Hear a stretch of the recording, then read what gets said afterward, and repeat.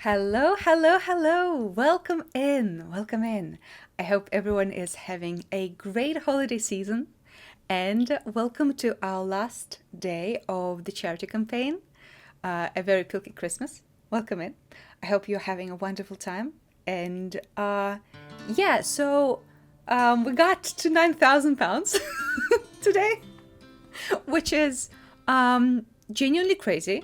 The goal for the campaign that I've put was £1,000, which is already a lot of money, and we have blasted through that. And yeah, now we're at 9,000. In 4 hours, when we finish the D&D game, I will close the campaign, and we'll look at the final result. But holy hell, that's a lot of money for a great cause.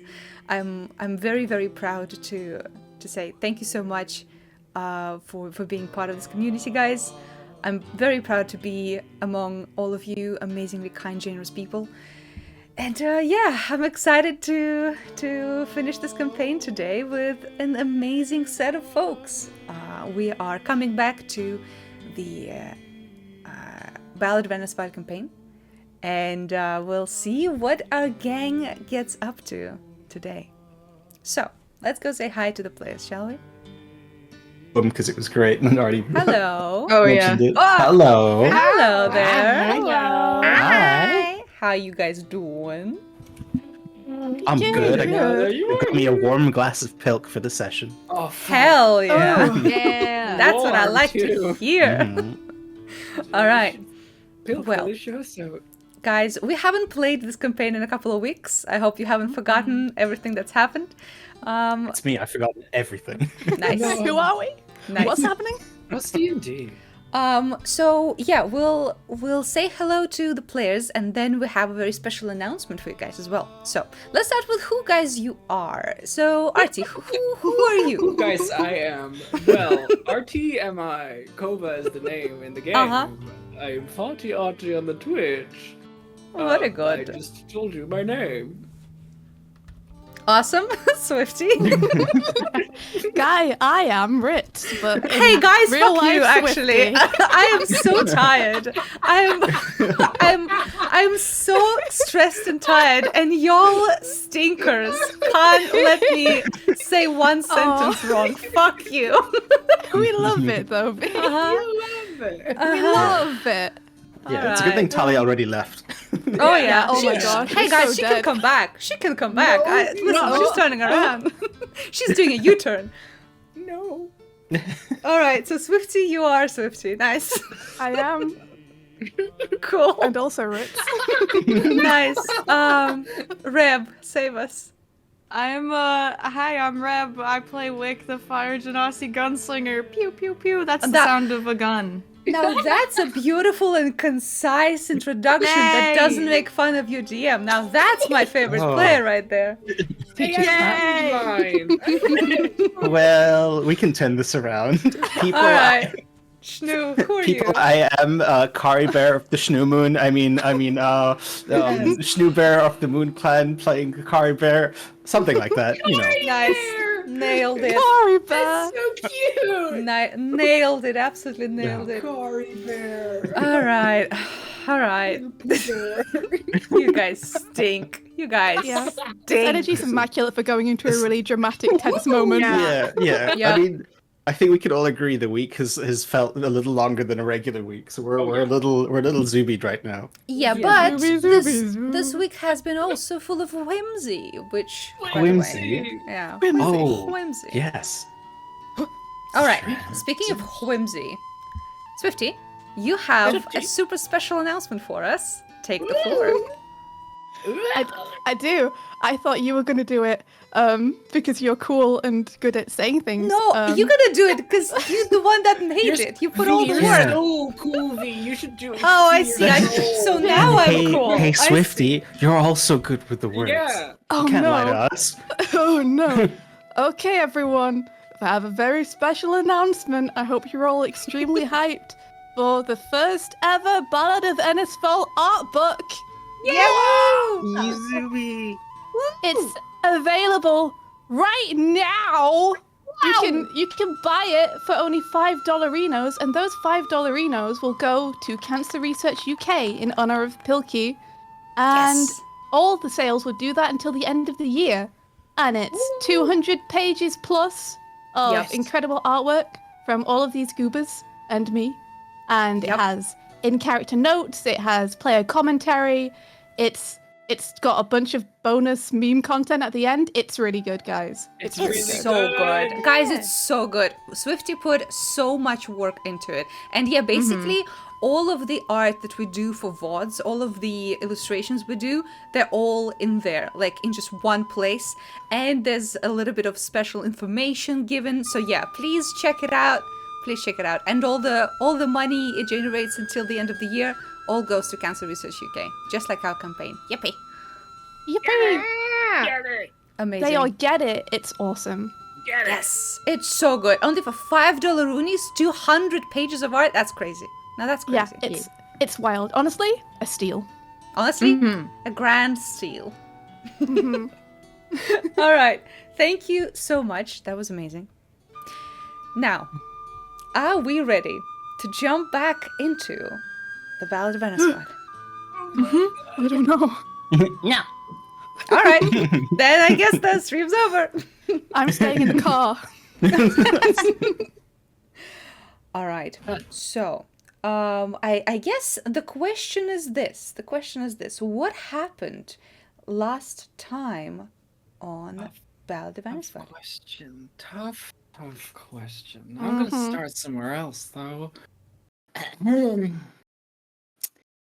a land where sunbeams danced on rivers, a curious white raven soared through the skies, while a loyal red hound roamed a nearby village.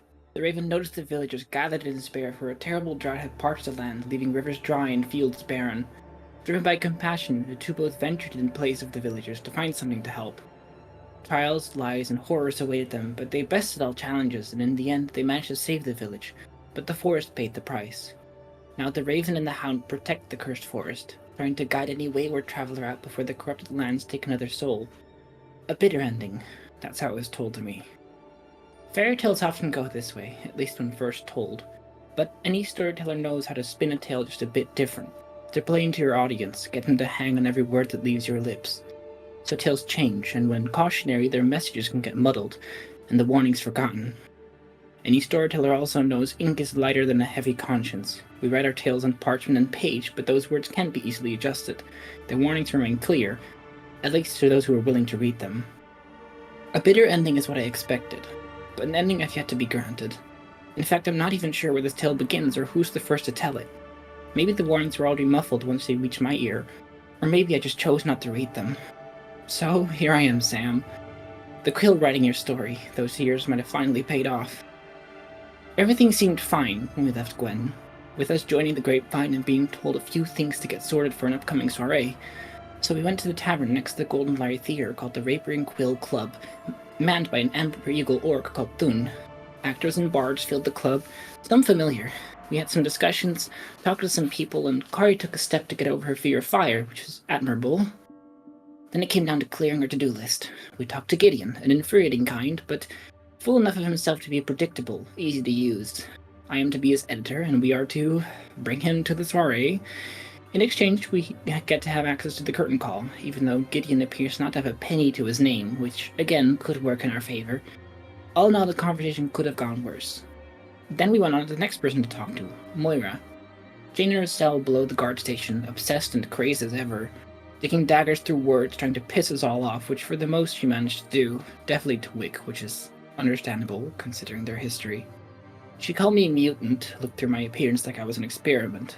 She knows too much. She's dangerous alive, but worse with her promises. After leaving her to be transported to Eos Rest to hopefully rot in prison, which I'm not sure is going to happen, we move on to the third on our list, Sophia at the Pyre. This was a welcome sight. I wish we could have achieved something like this at Morn. Might be better to let fire consume that place, especially after learning from Sophia that my suspicions were right. That vile stain is growing, festering, a living death spreading like a whispered plague fueled by the tragedies that take place in it. Tragedies that are being shunted out of the forest, no guards to protect... I'm getting off track. She and I talked, it was nice, mostly. I moved back to Kari and Wick. Kari was paying her respects to someone dear to her, and seemed to be sort of calmly or fiery this size. I think we could all use a bit of her bravery, even if the other two were too tough to admit they're scared sometimes. Afterwards, we talked to the firekeeper elf that was burning the bodies to learn about a man who was supposedly dropping off these bodies, but we instead found them as Moira's experiments at the bottom of a well. While the three of us were at the pyre, Ritz was delivering a letter to his uncle to check in with his family and checking up on Virek's room. He joined us shortly after, still keeping his hood up around Sophia. And then we hurried along to bed, and there you were, because of course you were, and you had to say so much again without saying anything at all, making me feel confused again, wondering if I ever knew you as well as I thought I did, and wondering if you even know how little you understand me. But morning came, and I tried a bit of that moonbear bravery, so we set on. We had breakfast. My recipe seemed to be slowly appearing in the Blue Heels menu, and Kari was dealing with a strange headache. I tried some remedies, which seemed to soothe, but not for long, as it soon became clear what the headaches were truly about. But before that, it was the time for the fourth on our list. Tamar's at the Peacock's Feather, where we were scheduled to get measures for the soiree outfits. It was nice, okay? Tamar's is nice, it's great, but by Alvina does it matter at all? When we got to Lady Gwendolyn, Kari's headache got a crystal clear explanation. Talia, the Talia, was right there, and Petra turned her away. She saw us. She was different from the last time I saw her. No knowledge as to why she's here, what she wants to do with the Star Trap, why you didn't warn me, or better yet, why you sent me there to see her in the first place. So much for an exposition, right, Sam? How long is the rising action going to be before it all comes crashing down? I suppose it wouldn't be much of a story if I knew the ending. All right. Thank you for the intro. Kova, That's really good. You get your wonderful little inspiration. Thank you much. Yes, you might need it. All right. So we stopped when the four of you were ushered into Gwendolyn's office. A place where you started discussing what just transpired, and you had about 5 minutes of respite of talking about what happened before the door opened again and Lady Gwendolyn stepped in. She clearly looks a little stressed, but tries not to show it. Her eyes are cold and distant, as if she's thinking about something. And she looks at the four of you and says, "I think we need to talk."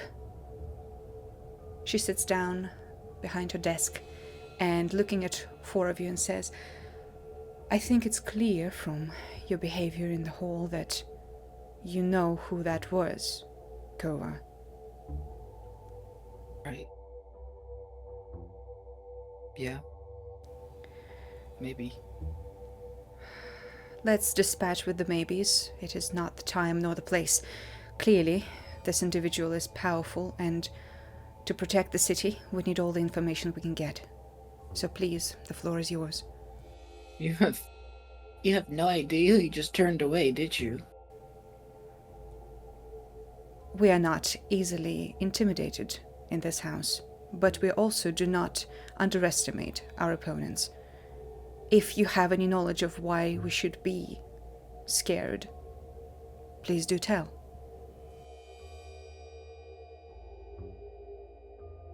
What are you... If I may, Go on. Talia resembled the first being we encountered searching for the box. Between the stars above her heads, that pale, colorless look all over her body. And the pain that struck through my forehead was the same pain that hit when I tried to communicate with that creature, the aberration I mentioned last time.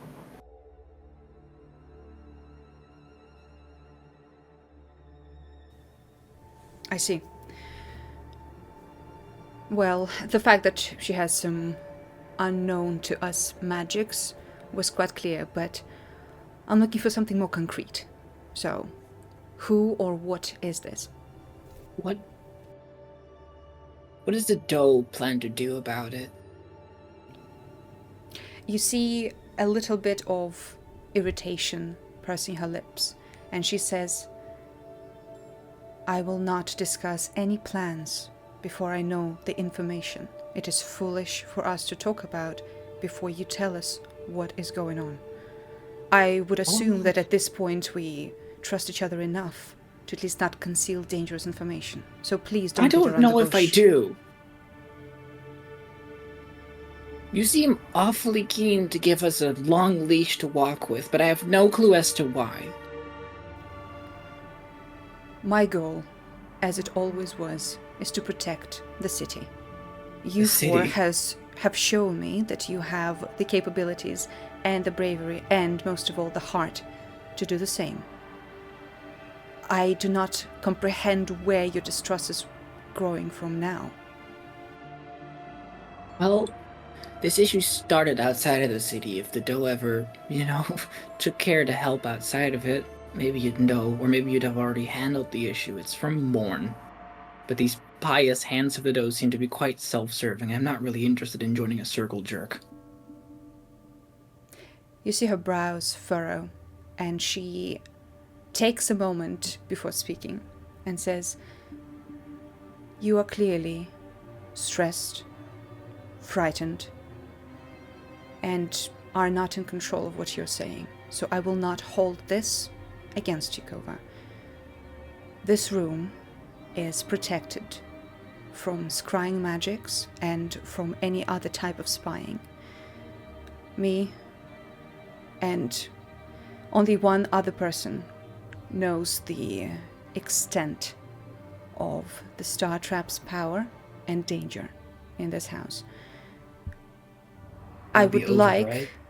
to please do not interrupt me. I would like you to put aside your personal feelings right now, because the best course of action is for us all to have the information to protect ourselves and this city. Whether you think that the Golden Doe is supposed to march into the other country and attack the political powers there because you had some horrible situation with them, I will not speak on that because it is not my place. Nor it is your place to tell us how our pious hands should behave. But I would assume that we are united by the cause of protecting this place and the people here, unless I am mistaken. No. Then please, tell me what you know. Her name is Lady Talia Leona Tannelbones. She's the youngest of the Martian crones, as it goes. She's a hag for Morn. I've never known her to be anything star-related. What is the extent of your relation to her? She started a cult in Morn. Most hags have towns that they shepherd. I joined hers when it was just beginning and spent 10 years there till it was broken down. So she wanted to start her own settlement, is that it? To a sense, she needed something to prove, I believe. She'd often go out of the cult to have meetings of some sort, I believe. She would look different sometimes. She'd be in a bad mood upon returning. Over the years, things didn't work out for her. People started wanting to leave to go back to their families, and things got gnarly. Gnarly how? There was a rebellion of a kind. There was a woman, Gwyn. She was, an older woman, who people tended to look towards for help. She was quite reliable. But Talia never appointed her to anything, so got jealous or angry or something, and she took her child when it was born, which didn't go well with the people in the community. So they started an uprising eventually, and that got put down quite quick by Talia. That started the years after quickly dissolving the cult, till she eventually disbanded it, broke down the wards, protecting it from the undead at the borders.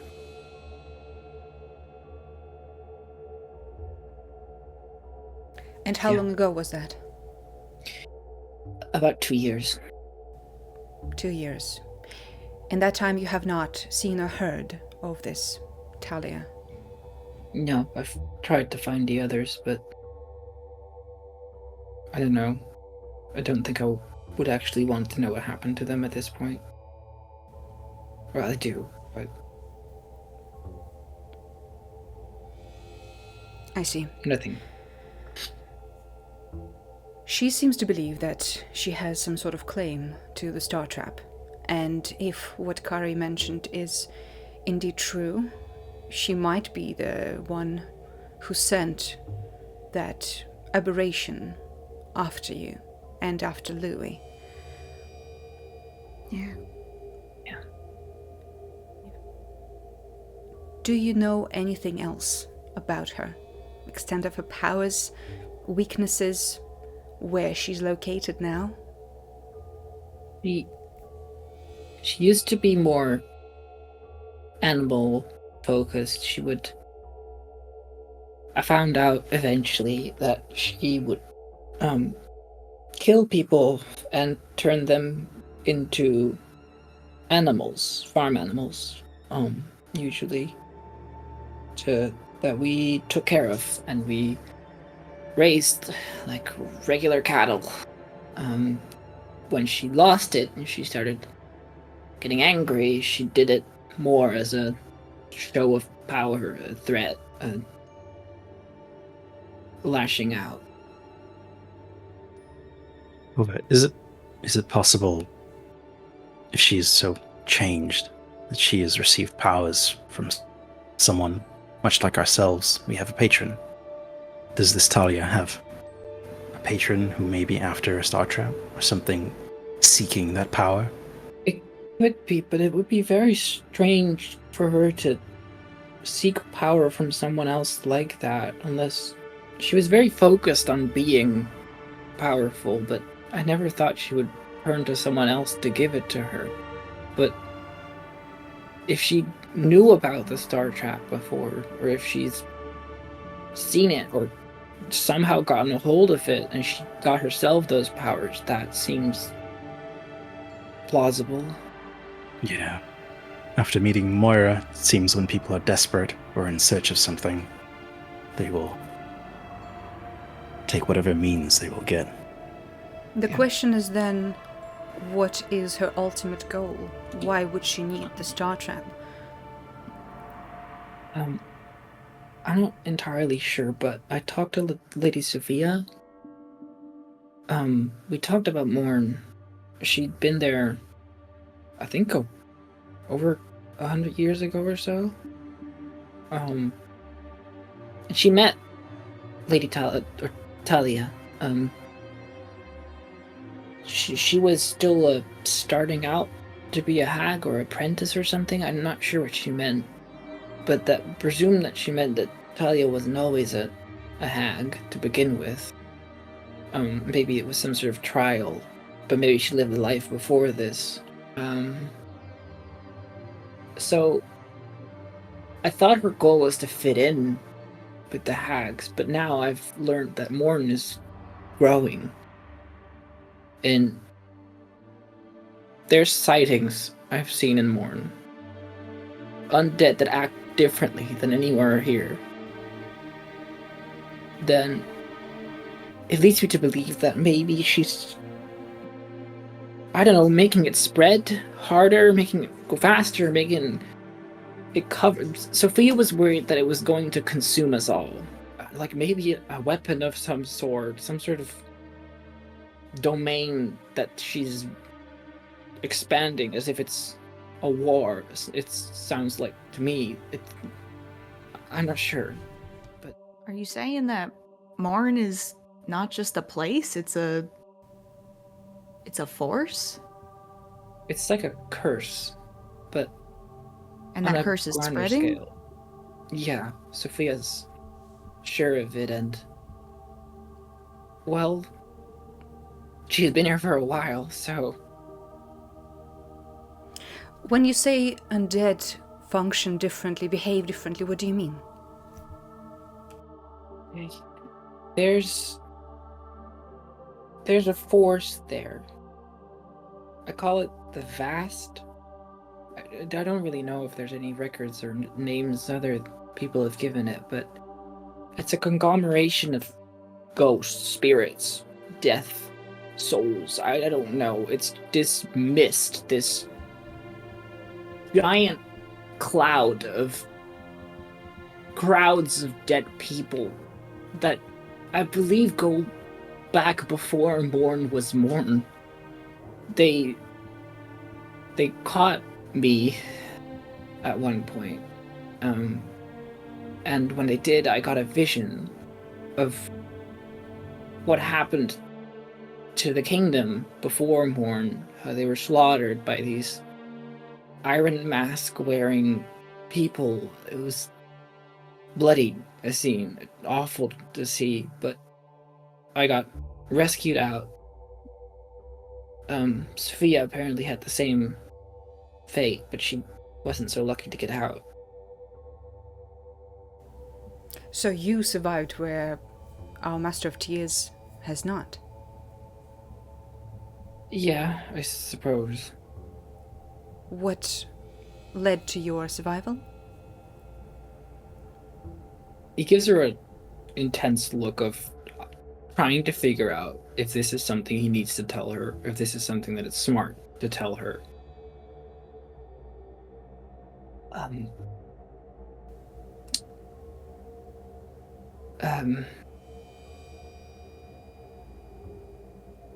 I got help.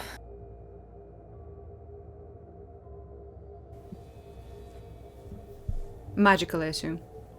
Yeah. Well, for now, I shall let that be. It is clear that you do not want to talk about that.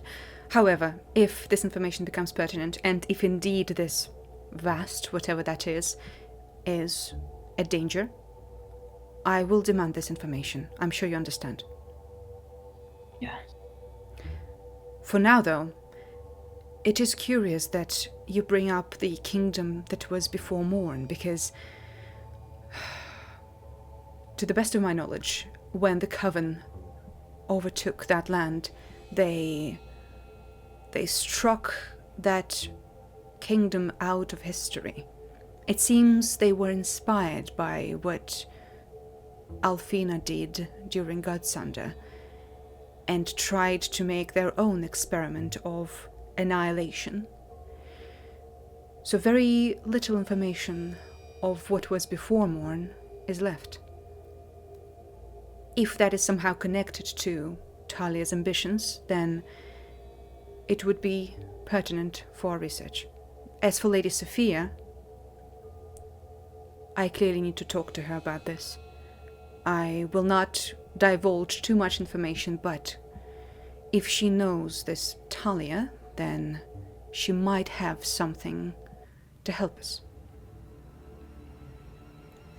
Wait, so you're saying they tried to do their own little pocket Godsunder over in Morn? In the crudest of terms, yes. They overtook that land in the time when no celestial protection was given. It was the Age of Shadow. It was a dark time, and, well, whatever they did, they were successful. The Kingdom of Morn is to this day impenetrable to scrying. It is isolated somehow from the rest of the plane. That is why their magic is so alien to ours. That is why even sending spies that way is incredibly dangerous. And Talia was a part of this first coven? No. Oh.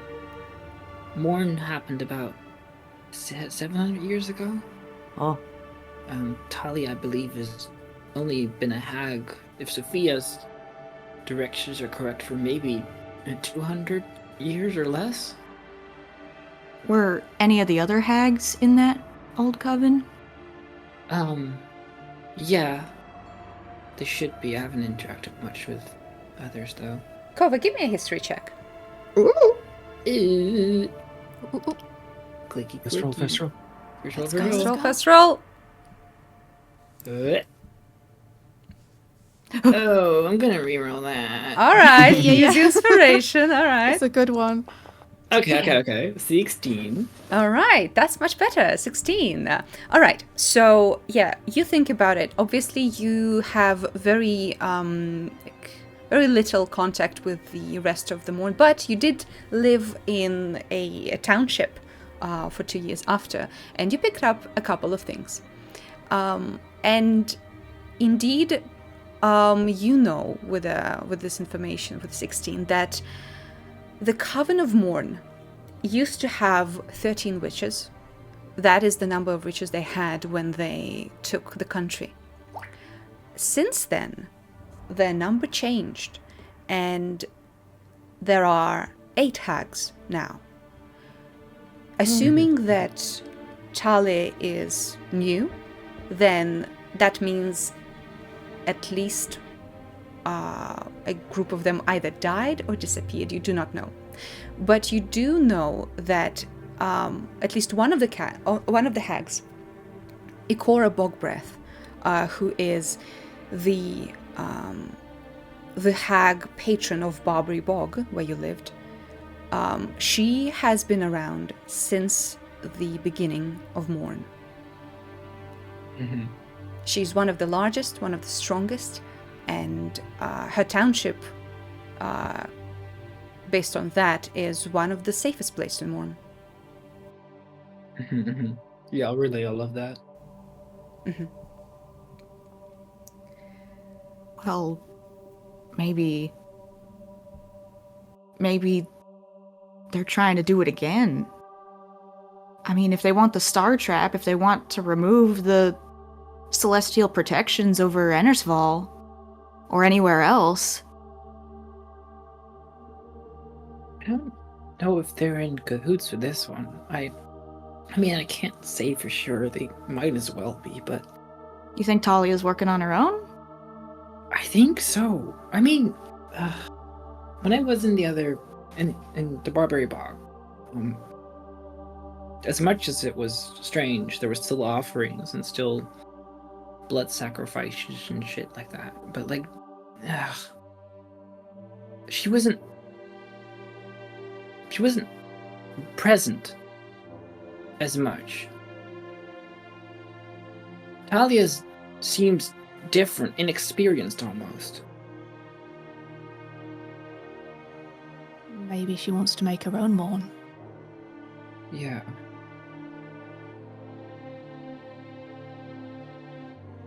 Desperation to prove herself, living in the shadow of her crude godsunder, It sounds like attempting that's to make what- something of her own.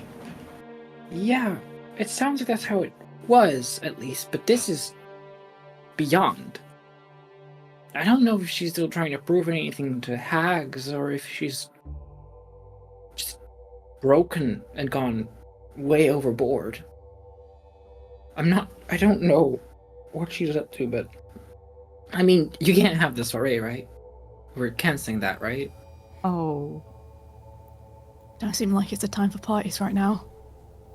Quite the opposite. This is our best chance to take stock of our allies and gather information.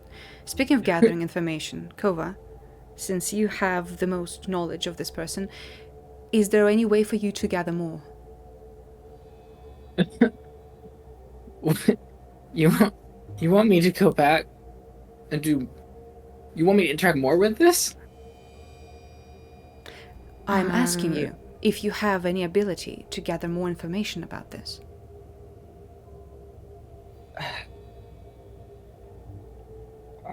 I don't know. You're a spy. I don't do spy work. I'm just a healer. Well, from the things you've told me, you're clearly much more than that. As for spy work, everyone starts somewhere. Information is power. You don't have to be a spy to possess it.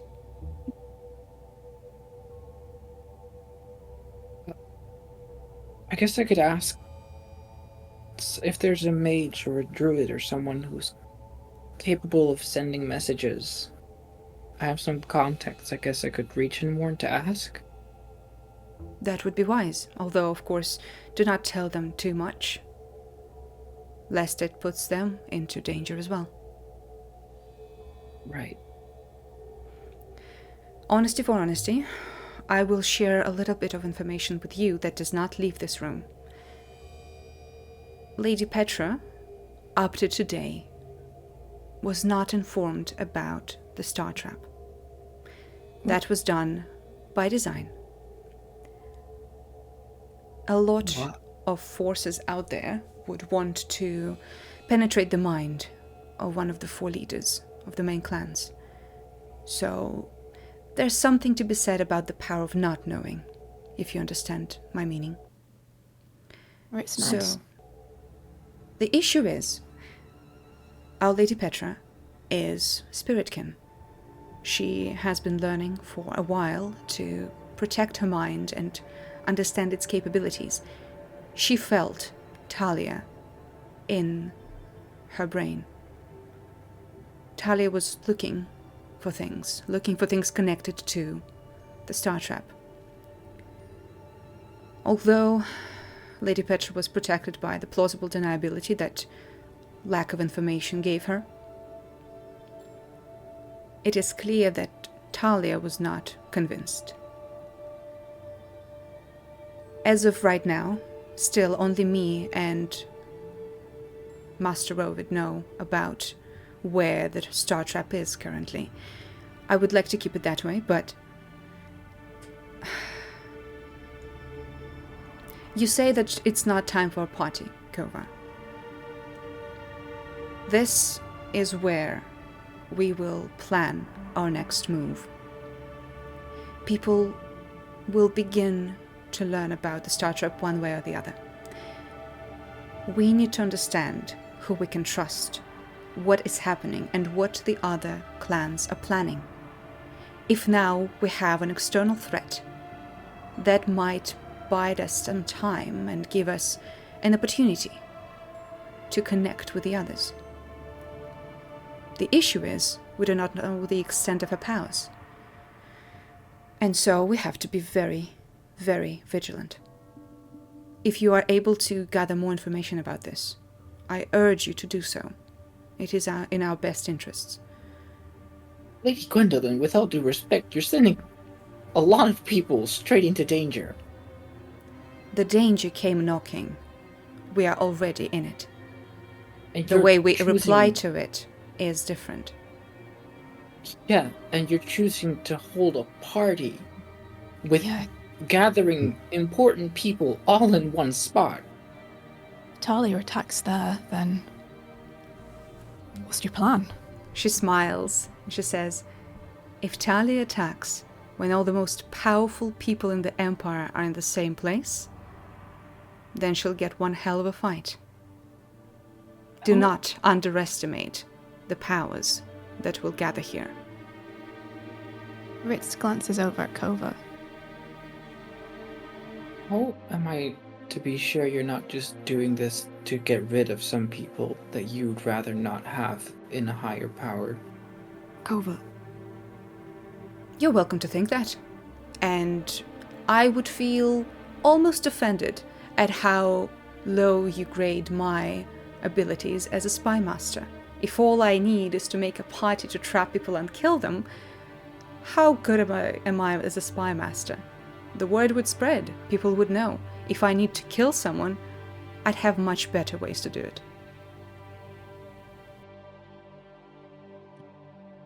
Right.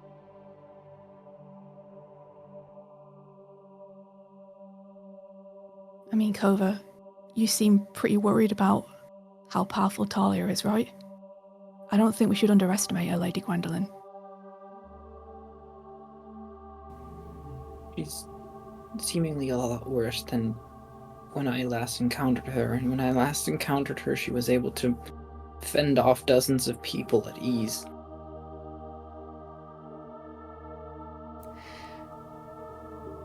Are you sure it ain't better just to play it safe? Alright, let's imagine for a second that we play it safe. What is the plan then? What do we do? And how will everyone else react to it? If we cancel the party now, 2 days before it begins, while most of the guests are already here or on the way, it will raise a lot of suspicion.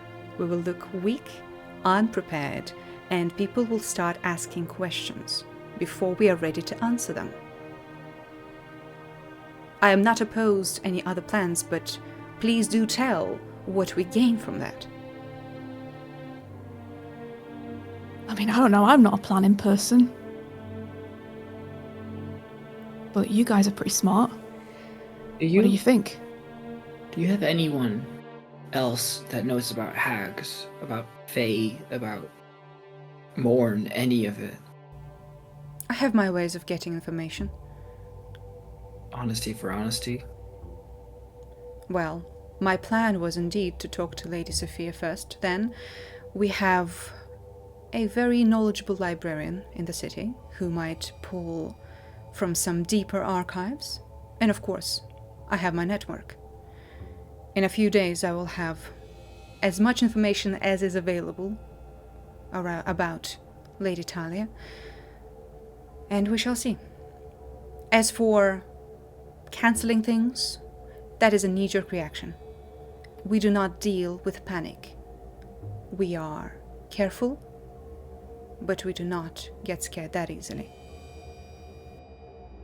Right. Talia knows Kova. Though, right, what if he tries to look inside his head about the star trap?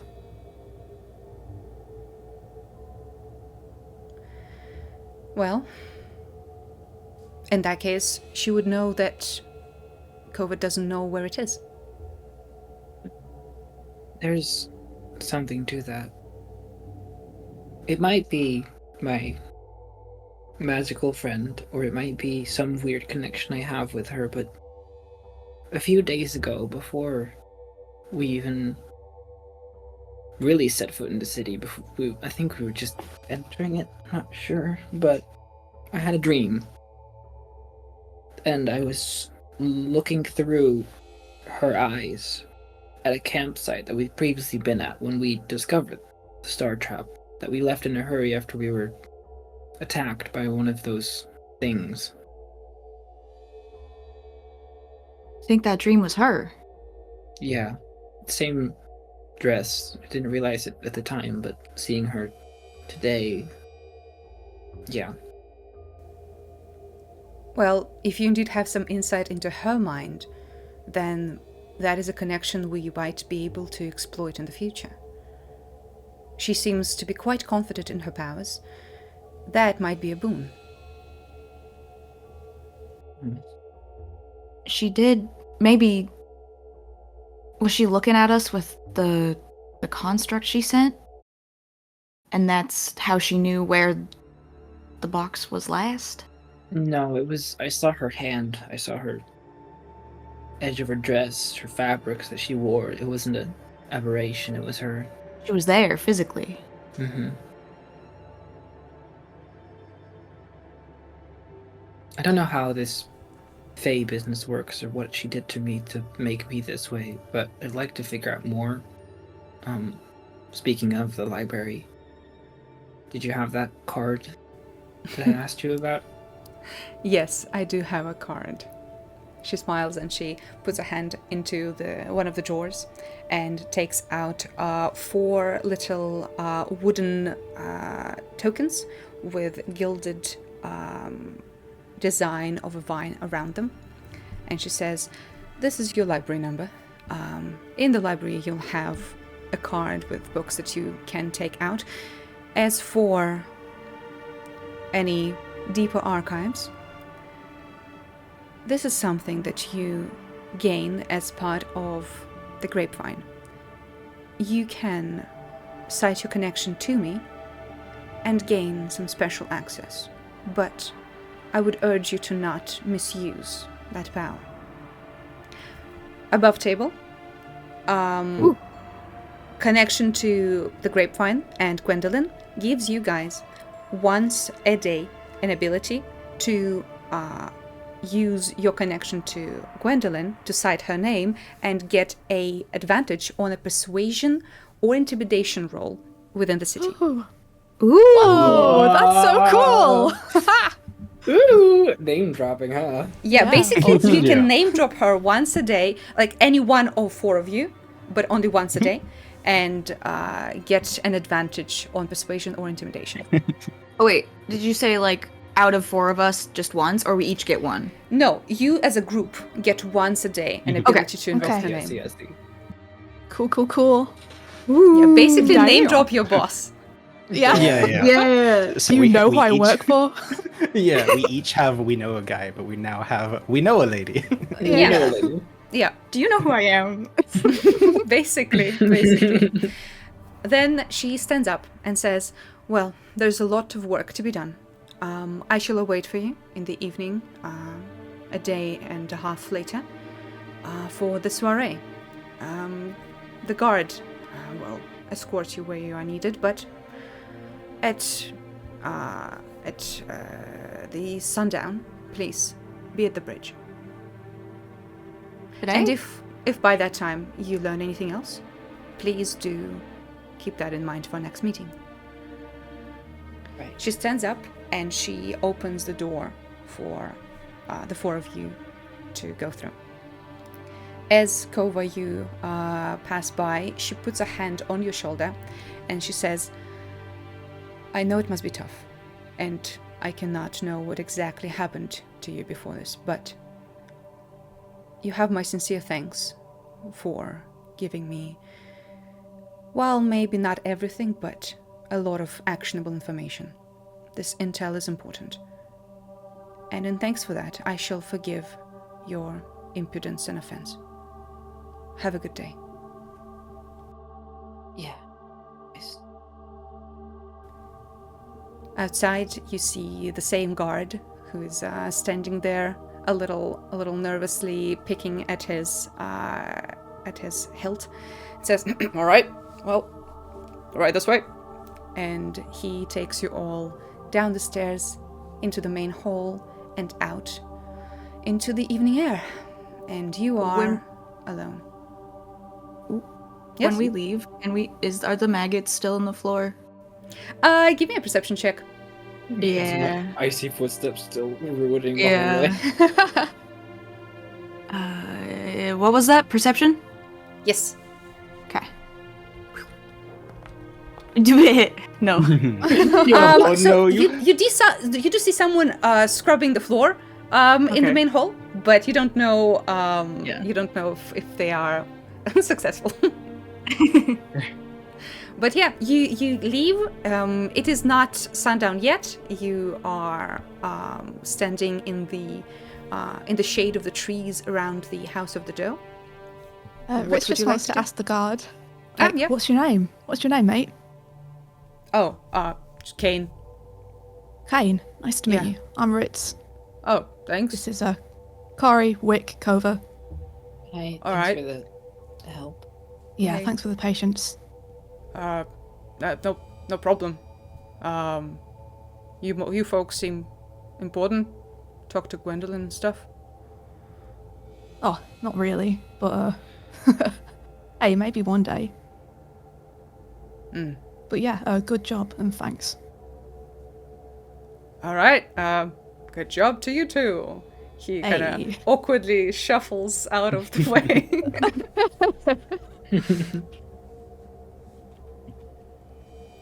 You are alone.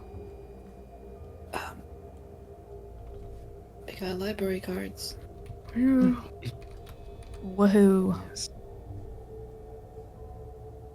Do you guys want to go and just maybe chat about this a little bit, Blue Heel? Sure. Should we? Would the library be safer? I don't think so. Yeah, I No. don't think so. Those are meant to be quiet, and so anything we say will be heard better, probably. They're There's also more people public. around. Yeah. Oh, yeah. Okay. Yeah. Yeah. All right, Yeah. so where are we headed? Back to our rooms? Back to our rooms. Back to our rooms. All right. Our No rooms. problem. I want to be looking out like eyes like a hawk, seeing if anyone's looking at us or following us the entire time. Talia is just like behind a bush. Yeah. Uh-huh. You guys are probably Is looking there around. a literal like snail trail of bugs that she's just left behind as she's been moving out? Yes, of course, of course. All right. Everyone who is suspicious, you can give me guys a powerful perception check. Yeah. Okay, a powerful one, alright. Here's my What I can powerful do. perception check. That's a 3. Not too true. Strong, indeed, a powerful one. I like it. Mine's a Right. powerful 12. No, not two. Perception. 1d4.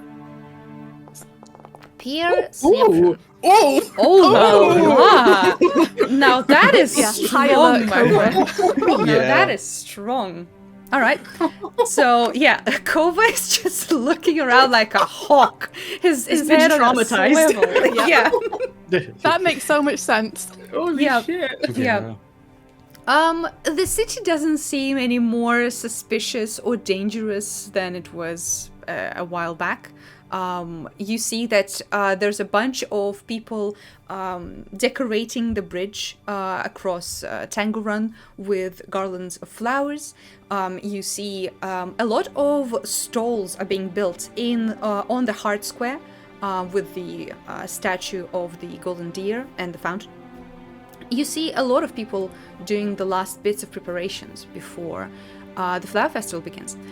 No one really pays you mind, and in fact the city looks abuzz with activity that does not concern the four of you. You peacefully reach the tavern and get up to the second floor. Whose room are you guys going in? Kari and Wix seems to be the place where we always talk. Yep. So. Makes sense. All right. So yeah, you all pile in, and you are alone. Lock the door, close the things, make sure there's no bugs, no literal bugs, and no spying bugs in the room. Okay. I don't know what that would be. Perception. Yeah. Give me an investigation. Sure. Investigation? Okay. Yep. Kari, can you use your invisibility stuff, you know, Right. to look around? Yeah, I should be able to. I got dust in my eye. Okay. In my eye. I see. I see. So big 7. All right. Wick gives a cursory look around the place, and seems that everything's as you left it. Yeah, Shit. I'll use my see invisibility to see if there's any homies hanging around. No homies. Currently, no homies. Damn it. Homiless. Oh, Homiless. Damn. How long does that last? That's a... It's quite a while. I think it's an hour if I remember correctly. Oh, cool. whoa, nice. All right. It seems you guys are alone. Well, that was a thing. Yeah. Kova, Yeah. how you doing, mate? I've been better. Yeah. And we still gotta do the soiree. We didn't ask about Gideon. Oh, shit. I think Gideon is the least of their worries. Yeah. True.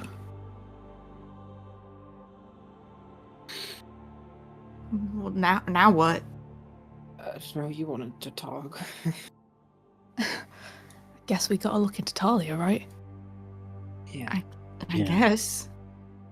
You Kova, you mentioned Lady Sophia. Spoke of something in the morning. I mentioned that's the conversation you had at the pyre. Yeah. She became a vampire to the same thing that caused me to get the scar on my face. Oh, shit. Oh, He said some kind of ghost activity or something, right? It's The vast. It's like a crowd of merged ghosts, like a mist of them. I think it's the former residents of the kingdom before Morn. What was... You talked about the dream you had and the people with the mask. What's all that about? Yeah, they gave... Ritz, you were mentioning how the ghosts in the well give you a vision. Yeah, do they normally do that? Is that like a thing? I haven't gotten close enough to ghosts as sins to know if they do that every time, but they did to me that one time. And I saw, well, the kingdom in its downfall, I believe. That's wild. Yeah. Did Sophia get a vision? Yeah, she did. She said she didn't want to talk about or, like, recount it. It wasn't a nice one. Right. I bet Gwen will probably get that out of her. Yeah. I hope she doesn't mind. Cove, I'm real sorry about all that shit that happened to you. Yeah.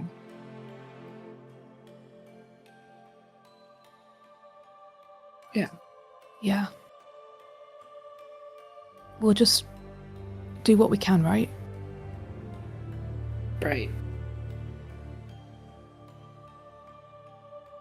I mean, I know you were talking about leaving. I can't alone. And as much as I want to get out of here, I know I'm here for a reason too. Well, I think maybe if anyone has a chance to help out, you might be the person. You know the most. For once it seems so, yeah. And for what it's worth, it's probably safer to stay in the city, surrounded by people and guards and, like Gwen said, powerful figureheads coming this weekend. Yeah. Do we have weekends in this game? I don't know. Sure. Yay! Everyone needs a little downtime. Sure. No. If you need anything, though, you know you can ask us, right? I've been wondering something actually, Ritz. And this might be a really bad time to ask. Okay. When I talked to Sophia, she closed it off by mentioning how I shouldn't trust you. And don't worry, I don't take her word on that too much, but I've been kind of laying myself bare, mostly forcibly lately. And you know a lot about me, but I know very little about you. And it's starting to worry me a bit. Well, I mean, I think she's right. You should be careful with your trust. But why? Why would she say that about you? You've been dodging this every time. But... Come on, Fritz, eventually you gotta talk to us. Honesty for honesty. I just didn't think it was necessarily relevant to anything, and I'm careful with who I trust too.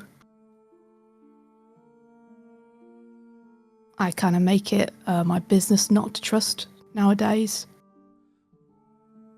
You know, no offense to any of you. Right.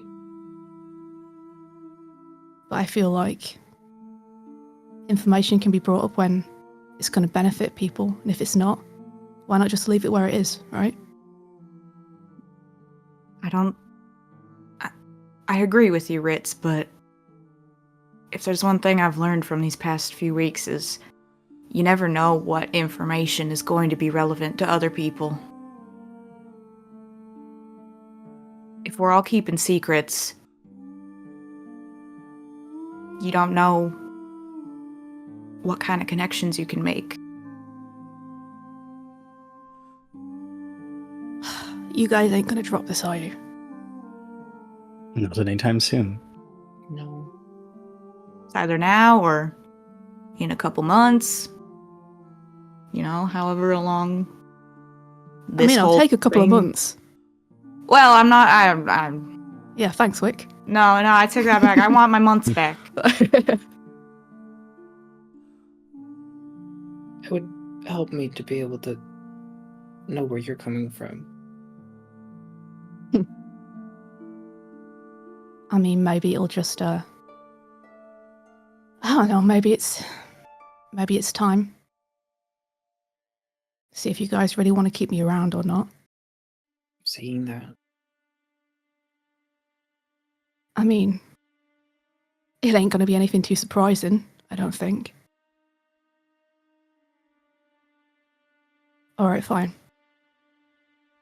So, you guys know, the theatre we went to? The Wondrous Liar? Mm-hmm. Do you know what it's named after? Oh. A lyre bird? A lyre instrument, actually. Right. That. I suppose that makes more sense. Yeah, there's a famous magical artifact that belongs to the Golden Doe clan. It's a lyre. It's got powers. Pretty nifty. It's worth a lot of money. Mm. Yeah, I guess you see where this is going, right? Mm-hmm.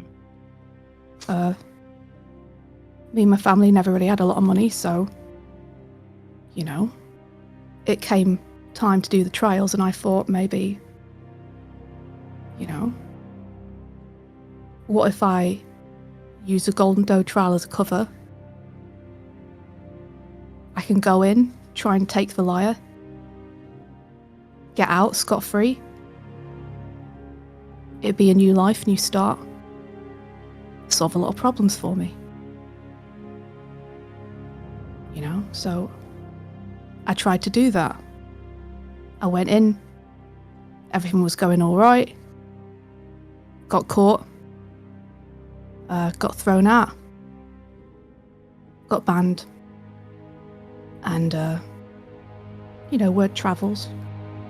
The clerics made sure word travels to the head of other clans. No one really wants someone who's going to come into your clan and just try and take shit, right? Especially not religious artifacts like that. So, that's been it for me. That's it. That's it. Kari, can you give me a religion check?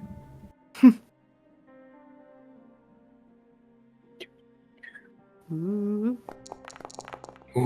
Oh, that was almost a 20. Okay, 14 is not bad. So when Ritz is talking about a religious artifact,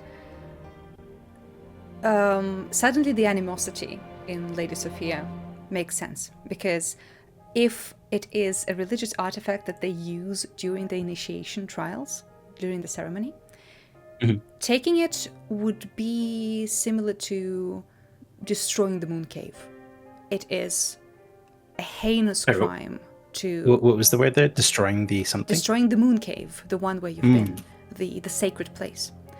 So it is a heinous crime to try and steal one of the religious artifacts of one of the mightiest clans. It could lead to horrible consequences, which may include the weakening of the clan spirit, and in turn having horrible effect on its people.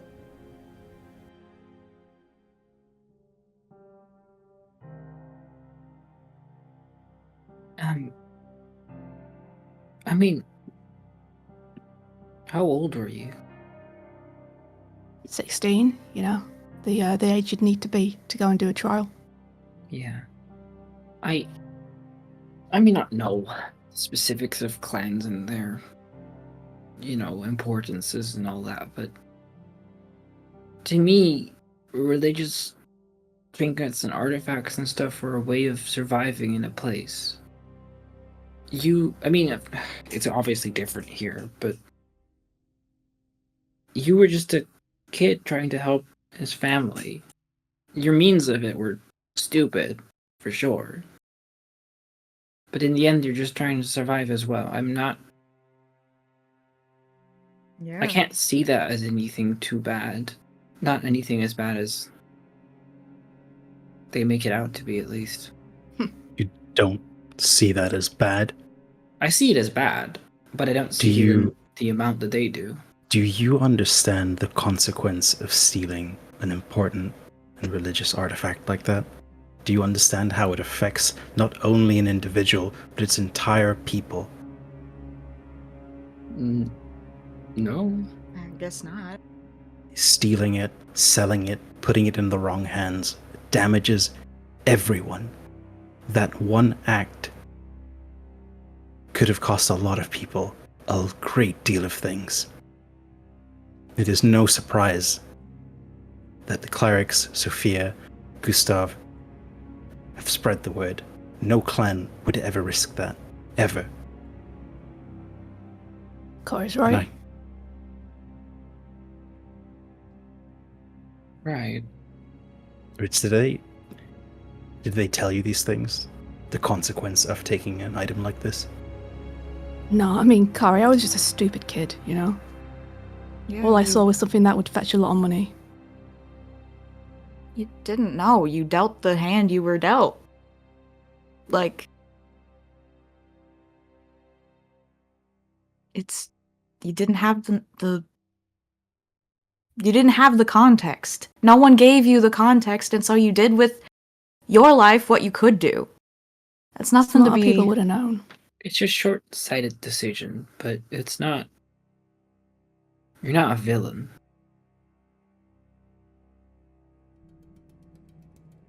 Well, I appreciate it, but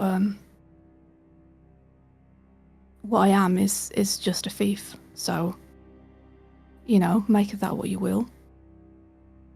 Okay. Hear me out. I've done a lot before. It's not the strangest thing. What if... So, Kari, you said that the absence of one of these relics would, literally damage people? Are you talking hurt the spirits and, make the powers of the clan weaker kind of a thing? Everything. Okay, so... Bad. Sorry, go ahead. No, that's just... Yeah, that sucks. It is beyond the act of a simple crime. It is not a monetary loss that people will experience. It is pain, it is connection, and it allows for people like Talia to act. Kari, we're working together. This is where we're going, Ritz, okay? Follow me. Okay? Okay. Okay. What you did, that does not matter right now. Because you told us this, now we have more insight on, hey, maybe these religious artifacts are the next thing she could target, or maybe the star trap is connected to that somehow. Now, there's an item that isn't in clan captivity that anyone could just grab and weaken the other clans. I know that I'm grasping for straw here, but Oh, you might be onto something. If her goal is to spread more, or to at least use the stars to weaken the other clans, these artifacts are a key item into weakening them, right? Right, I guess so. If you possess the star trap, you could take a star and damage a clan. You don't need to steal an item or destroy it if you have a star trap. Exactly. Yeah, but if you destroy the item and you wield the weapon that could cause destruction, leave to people who are now defenseless, you are a martyr. You are a tyrant. A ruler who can overpower people. Well, I don't know heads or tails about this liar, but All I know is, Ritz, I've seen the good you do and the way you try to make up for your past mistakes. And you're never gonna be able to survive living like that. You gotta live moving forward. Live and learn. Live and learn. Sure. You've already learned. Now it's time to live. That's a real nice sentiment, Wick. Thanks. I'm not good with words usually, but that one felt true. Thanks for And telling me. yeah. And Well- see, now we have more now we can connect now we have you told the story, Kari knew a thing about that, we made a connection, and now whoa, it's relative, see? Honestly, I really thought you killed people, so this is like a net positive to me. Hey, I ain't never killed no one. Yeah, thank God. Was it? Yeah, I mean, ain't that bad. Yeah. Yeah. How's Kari looking? Oh, she's pissed. Yeah. She's looking at Ritz like the kind of face that's now immediately remembering when he was like, oh yeah, my line is if you use the command spell in the party, I'm out. She's looking at that moment and going like, you son of a bitch. Yeah. Oh no. Yeah. But she's gonna walk up real angry. Ritza winces and Ritz. steps away. Ritz, look me in the eyes. He tries really hard to. Do me a favor and never tell us that you are just a thief. What? Do you understand? No. Do not accept a label that you are just a thief. You were a child, barely an adult, who made a tremendously stupid decision. Well, And that's putting that nicely. sometimes it feels like that's all I'm doing. I'd agree with that sometimes. But you are making an effort. As long as you don't repeat something like that, you'll be just fine. Well, I might not get another chance to repeat it, so, I guess you don't have to That's- worry about that. Hope. I don't regret it, Kari. Of course you don't. I regret getting caught. Uh-huh. Why are you trying to make it worse, Go? Stop. Hey, what happened to me being honest, eh? True, but now you're just trying to poke the bear. Okay, but like, we could use that to our advantage, you know? You What's- knowing how to get in and out of places, that's like top 10 adventuring party, like, you should know how to do this shit. I mean, I got in because I told him I wanted to take the trial. It wasn't that sneaky or anything. You I ain't the liar, best you at liar. stealth. Don't know if you've proved noticed. that when you want something, you'll do just about anything to get in or out. Yeah. So let's use that to our advantage. I appreciate the mental gymnastics you guys are doing to try and justify this. Well, you're limber, so jump. He jumps. He did.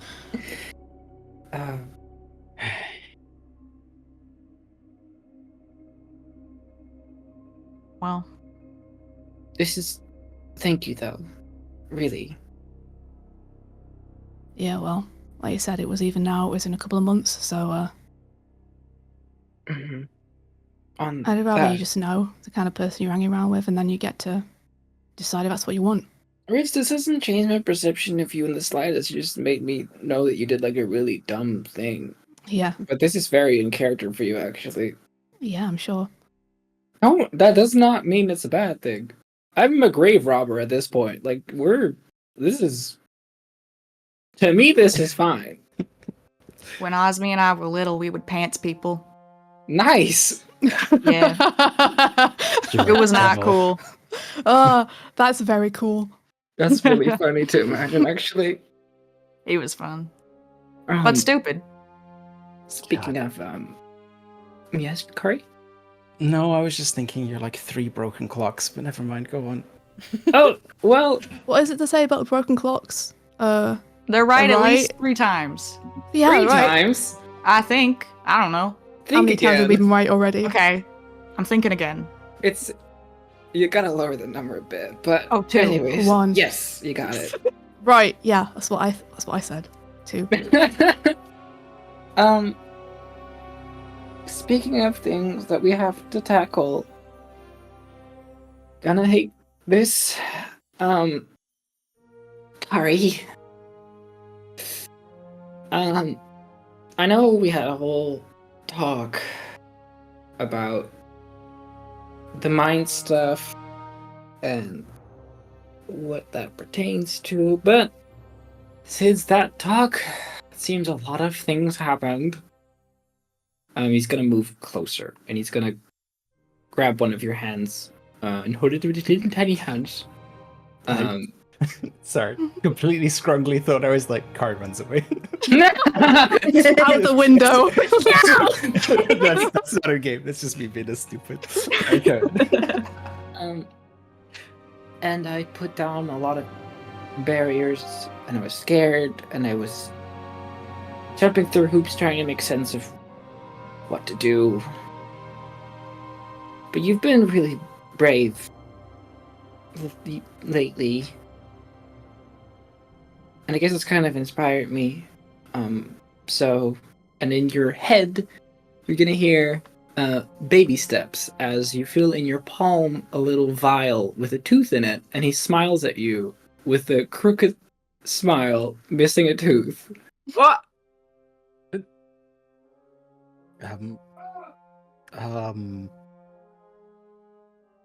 What? What is this? Cove, is that your tooth?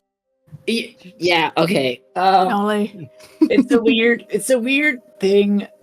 Ever since I was this thing, I can create these like tokens, using like nails or hair or teeth. They grow back in like a night. Your teeth grow back? Yeah. What the fuck? I want to be Fae. That's what you were doing. I knew it was some warlock shit. Yeah, well, it's not as much of warlock. I don't think Sam has anything to do with that one. But I can use these tokens to see through and to message through mentally, which I've not done a lot. Because Wait, it you got, seems like- kind of stupid. You got Fey magic too. And, You're saying you've done this before and mentally messaged. that's not really. I And you're attempted saying it. previously that it was wrong. That Well, okay, the did first same. time I tried it was like yesterday. She's leaning very close to you right now.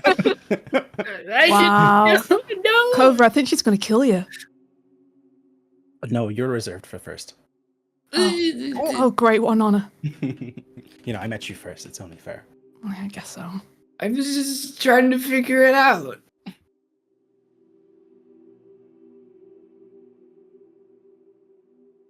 Sorry, what does the tooth mean exactly then? So I can, I tried it with Val.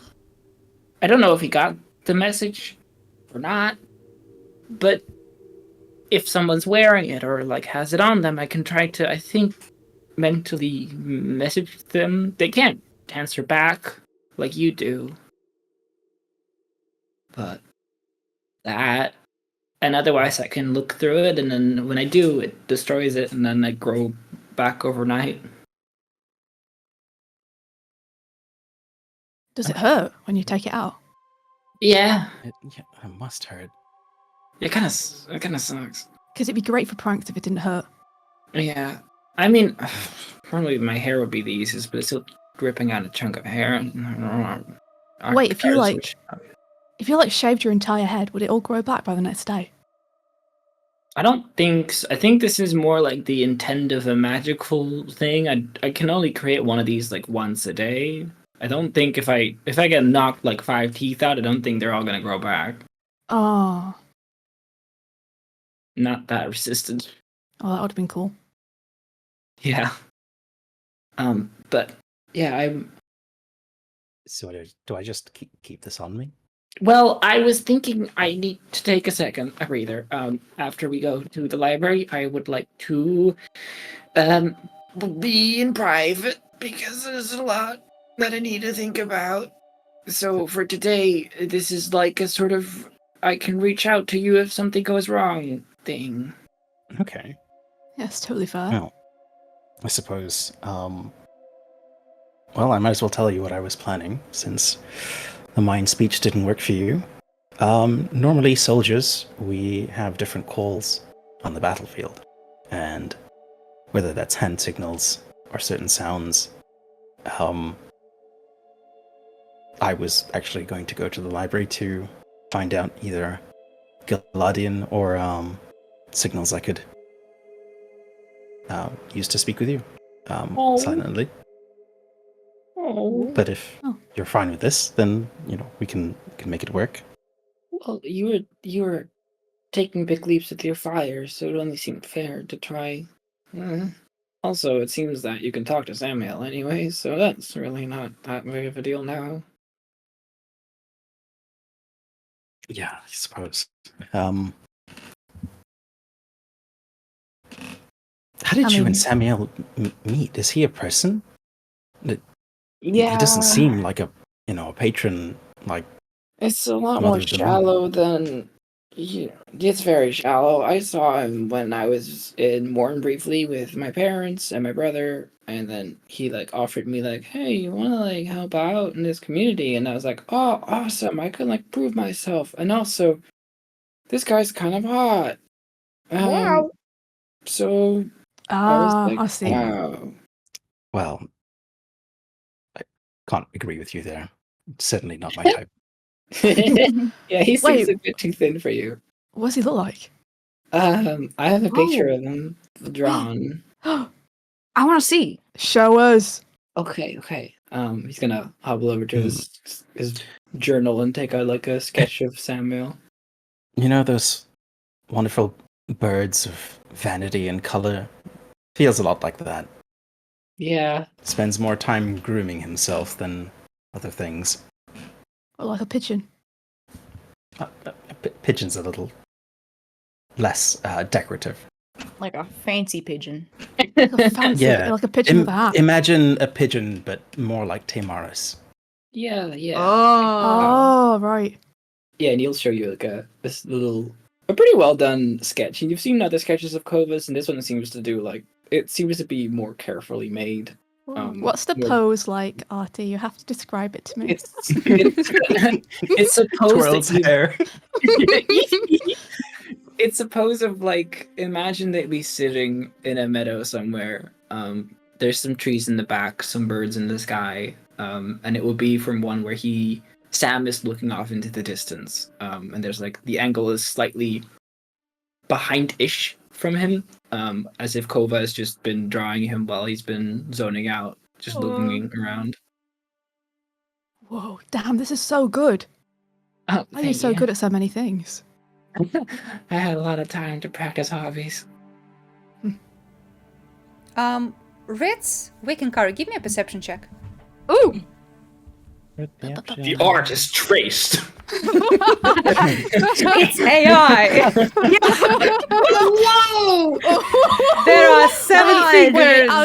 I'm gonna use my advantage. Okay. So you all Wait. suck, Holy actually. shit. This can't stand. That was Okay, a car there you crash. go. Holy Okay. shit. Powerful, all right. powerful, guys. Wild. All right. Okay. So that's amazing. As Kova leaps through his book to find the one that he mentioned, Ritz, you are the only one who catches sight of a page where there's a pretty big portrait done in pencil of Kova's sleeping face, clearly done by someone else. Hey, Kova, Yeah. you seen this one? And he'll just kind of put his finger in between the pages, so that Kova can look if he wants to. But yeah, he'll just like be like he will be like, "What's this again?" And then he'll open it like, "Oh." Yeah. Oh. There's a very Yep. gentle shading over the face. It's clearly done with attention. I'm Yeah, I assuming that forgot weren't that. you. No. Can you guess who that was? Aw. Well, Oh, wait, hold on, Kova. Okay. Yeah, it's kind of I gotta come creepy. clean. I thought, because I didn't understand the kind of animosity you have towards Sam, I thought he was the one who, hurt you in, like, physical way. And now I know that was Talia, so Sam, if you could hear me, I apologize for writing a bad note about you and putting it in my pocket. But that's Hey, kind of funny, though. no, mental manipulation's just as bad though. yeah, what else? Like, is he still shitty? Like, because I know sometimes you break up and you're like, well, I miss them, but I miss how they used to be before all the bad shit happened. And I heard him speak a sentence, and no, he sounds like, how would Ritz put it best? A shithead. Oh, holy shit! yeah, You swore! You swore! Yeah. One of Soak it us. in. One of us. You can die happy now. please don't. Yeah, don't do that. Yeah, he's difficult. If Samuel was a normal person, how did he gain such power to the point of patronage? I'm not sure if he was ever a normal person in both sense of the word. Well, definitely one of the two. Very peculiar person, but Did he always have magic?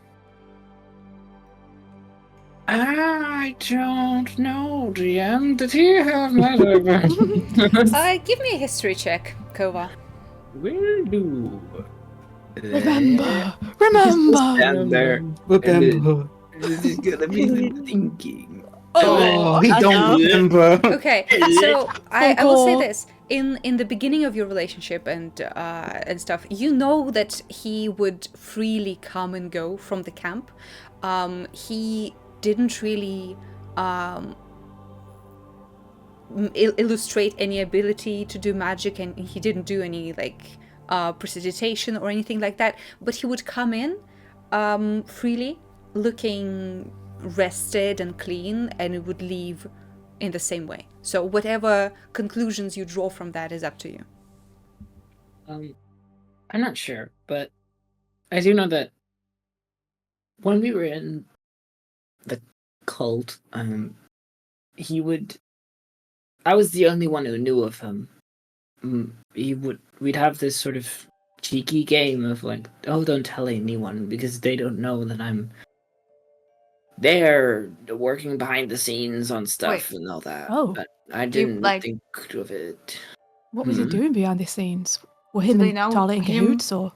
In general, or was he? What? Sorry. What? Which? Again. Go ahead, Wick. You go first. Oh shit! Okay, I'm doing it. Was he? People knew him as Sam, a member of the cult, or people just didn't know he was there at all? Like no one knew he existed. I knew him as Sam, a member of the cult. The rest was not aware of him. I thought Talia was aware, but I didn't ask her about it. Oh. He recruited me, so I thought he was like a recruiter like that, and there was. But no more one of acknowledged those. him. No, because he was one of the few that would leave and go, and people in the cult were it was kind of taboo to leave. If you leave, you left. People would say, oh yeah, you go back out of Morn, and then you would go away, but now knowing what I know, you would likely go away, and then she would turn you into a sheep, or in a cow, or in whatever. Wait, though, other people could see Sam, right? We were never really close to others. It was kind of secret meetups. You never saw anyone else interact with him? I don't think I did. Huh. And did never he say what thought- he was working on? Well, behind I the scenes? assumed he was like, getting us supplies from outside of Morn and like recruiting people or like, I don't know, talking to some people outside so that he has some information for Talia or I never You thought never saw him about it. talk to anyone. Really kind of blind to all of it till it was clearer because I liked him and stuff. Mhm. I get it. Hot boy hot. Yeah. Don't let him hear that. Holly. Well, I don't think I have much control over what he is. Yeah. It's gonna be very annoying about that. Other than appearing by windows at strange times in the day, does Samuel contact you?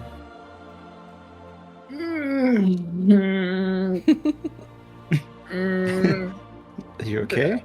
He does kind of on his own terms, like last night. Kova!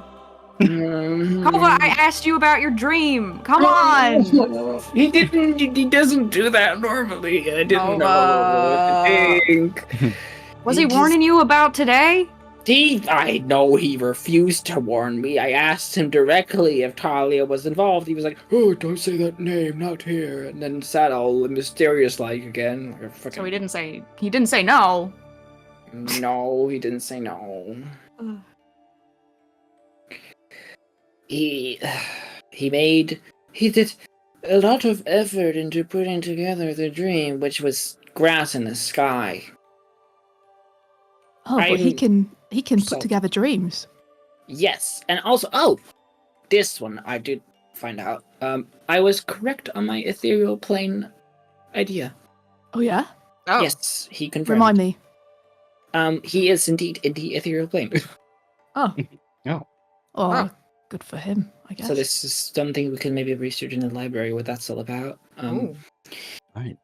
But yeah, he was just being very flirtatious and annoying and mysterious as usual. That sucks. Sorry. Yeah. You think if he can put together dreams, what if he put together the one of Talia to warn you? You know?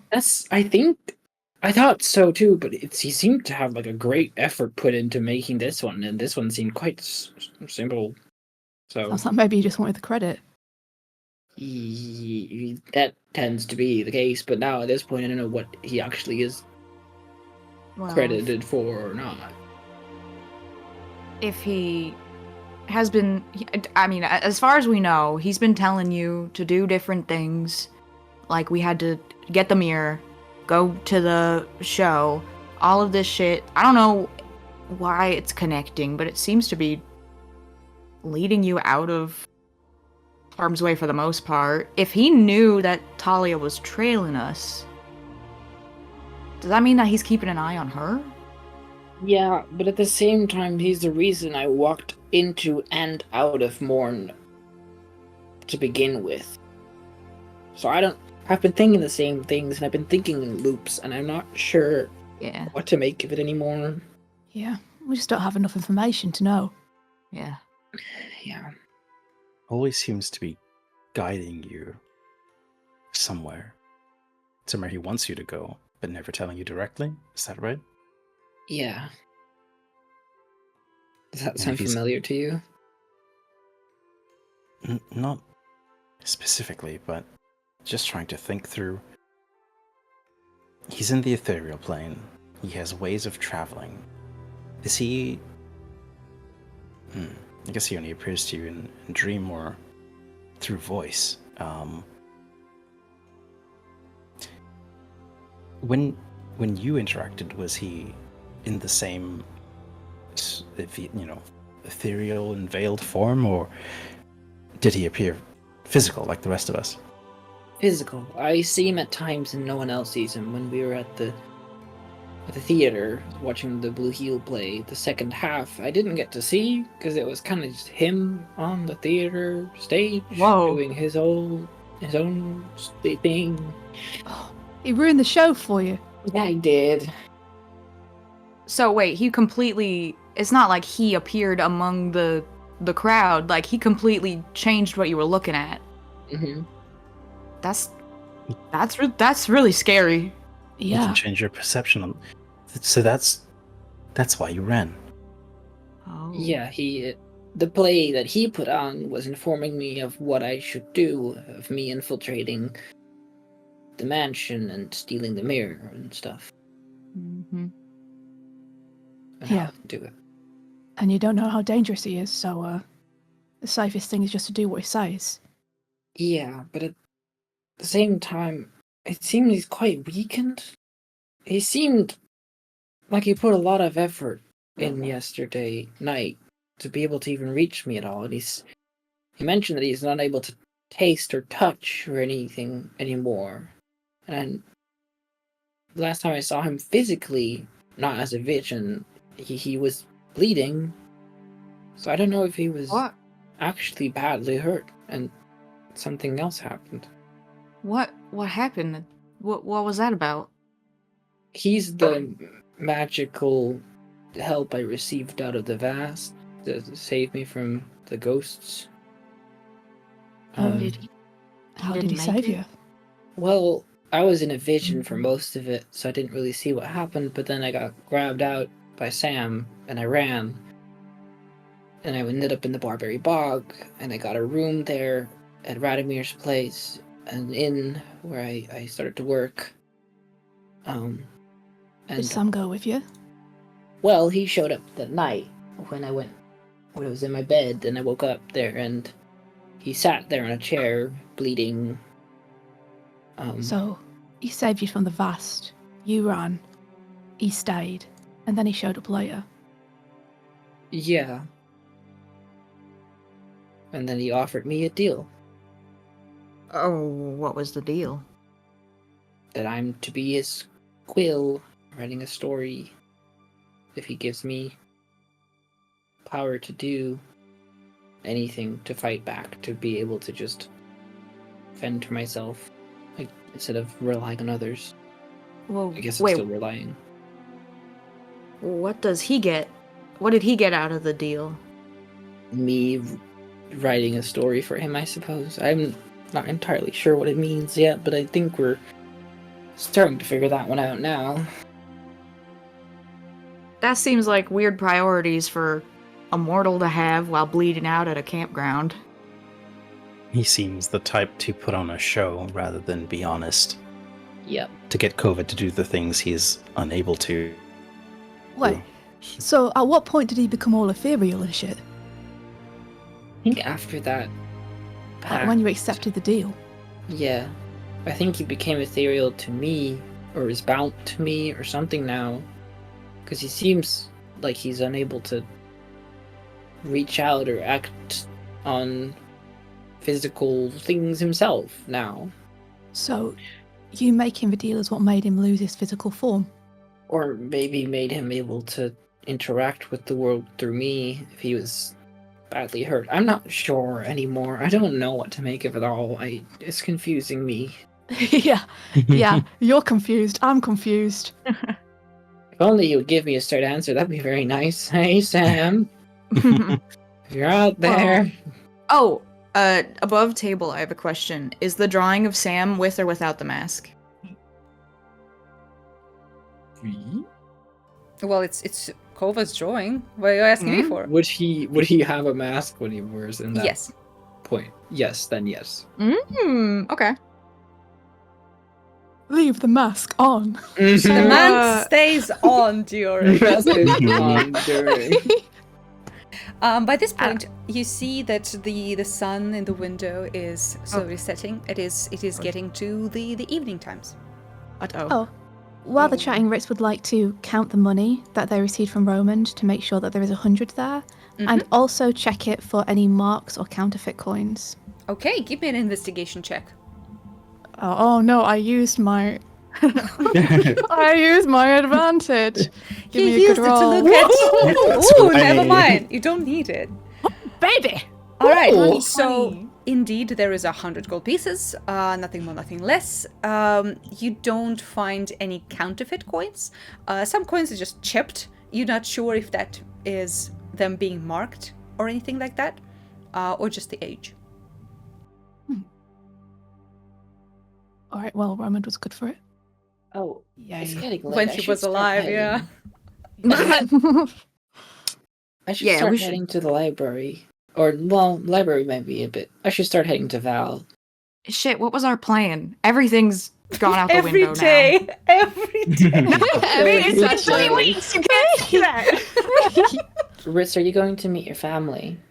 Yeah, I told him I was gonna yesterday, so that's where I'm headed. Yeah, I'm. I'd love to join, but I'm a bit. Yeah, no, of course. What a shame. Oh, yeah, never you mind. suck.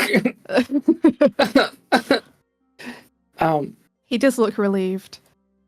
God, you stinker. I want to meet them when I'm a bit more proper.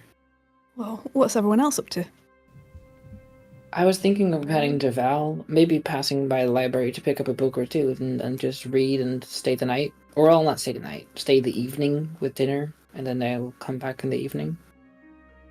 Just a breather. Yeah, whatever you need to do. I'd like to stop by Fiora's Oh, right. pharmacy. Mhm. So if you're, well, whoever's heading to the Fallows, I suppose we can go together. Yeah. Yeah. Of course. What about you, Wick? What are you up to?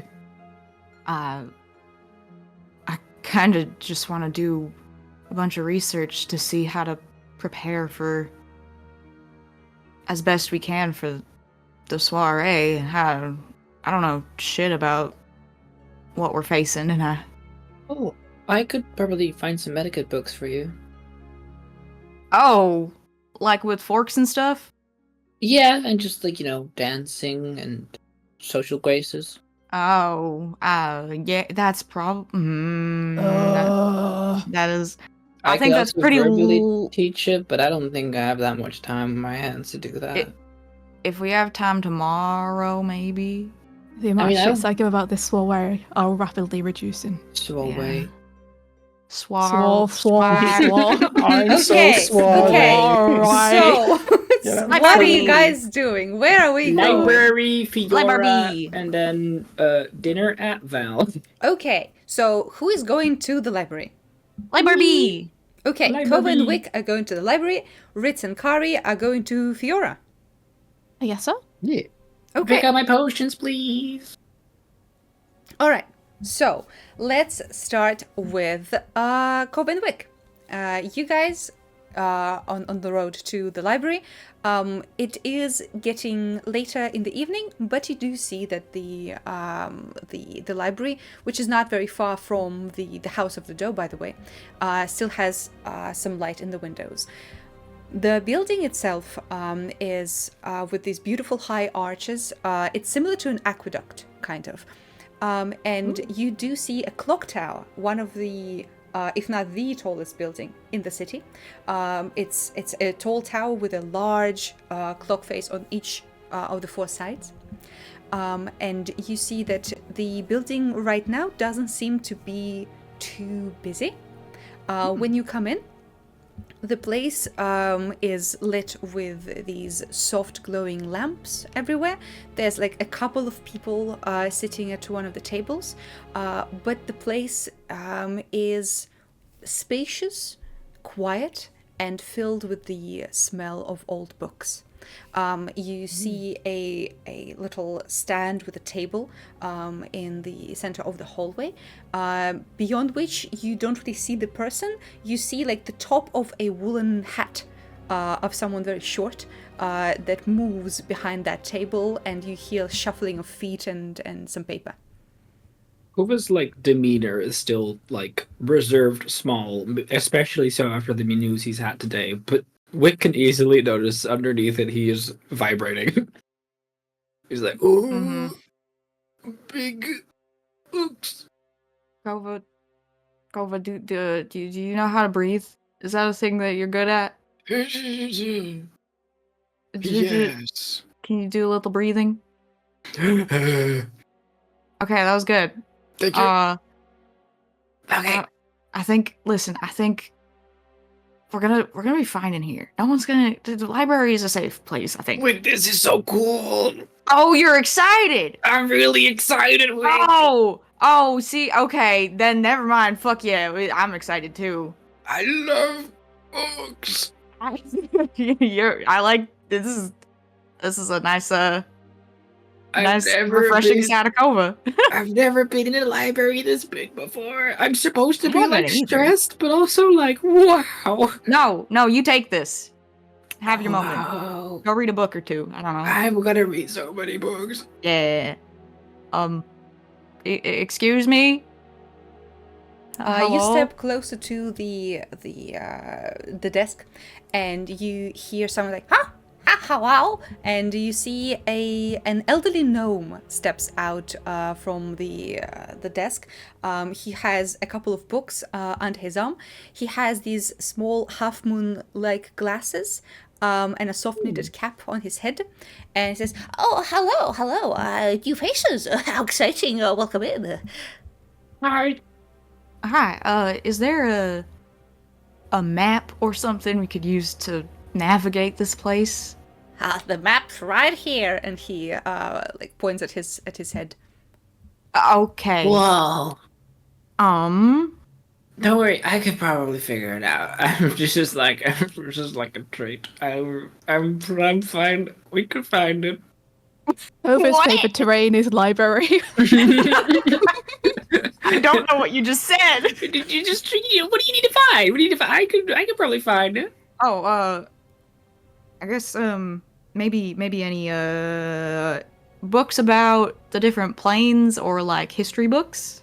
They fully are walking, talking. Yeah. They have to be because As- Kova's wait. starting to walk. As you guys start walking, the elderly gnome says, "Oh, hold on, where are you going? You people have to fill in the information for their library cards." I've got a card here. Oh, what you have here is a token. I'm supposed to give you the card. That's how it works. Oh, more trinkets. There you go. Yes. He gives you both tiny little booklets and gives you a quill and says, "Write down your name, your residence, and if you have any specific interests, please note them down." Was like just been sent off. There's a list that is brewing, like a Christmas list. It's crazy. So you guys write your names, yeah? Yeah. What do you write in Yeah. the interests column? That's a good question. A lot.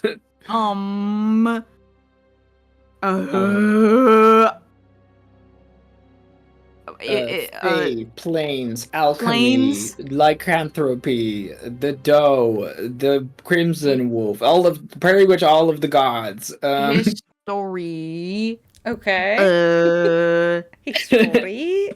And fire genasi. Baking, cooking. Yeah. Goes on. Kova needs to ask for an additional paper, which Yeah, he gladly yeah, gives for you. sure. Wick, you have 100%. Fire Genasi, History, and a blob of ink next to it. And Morn.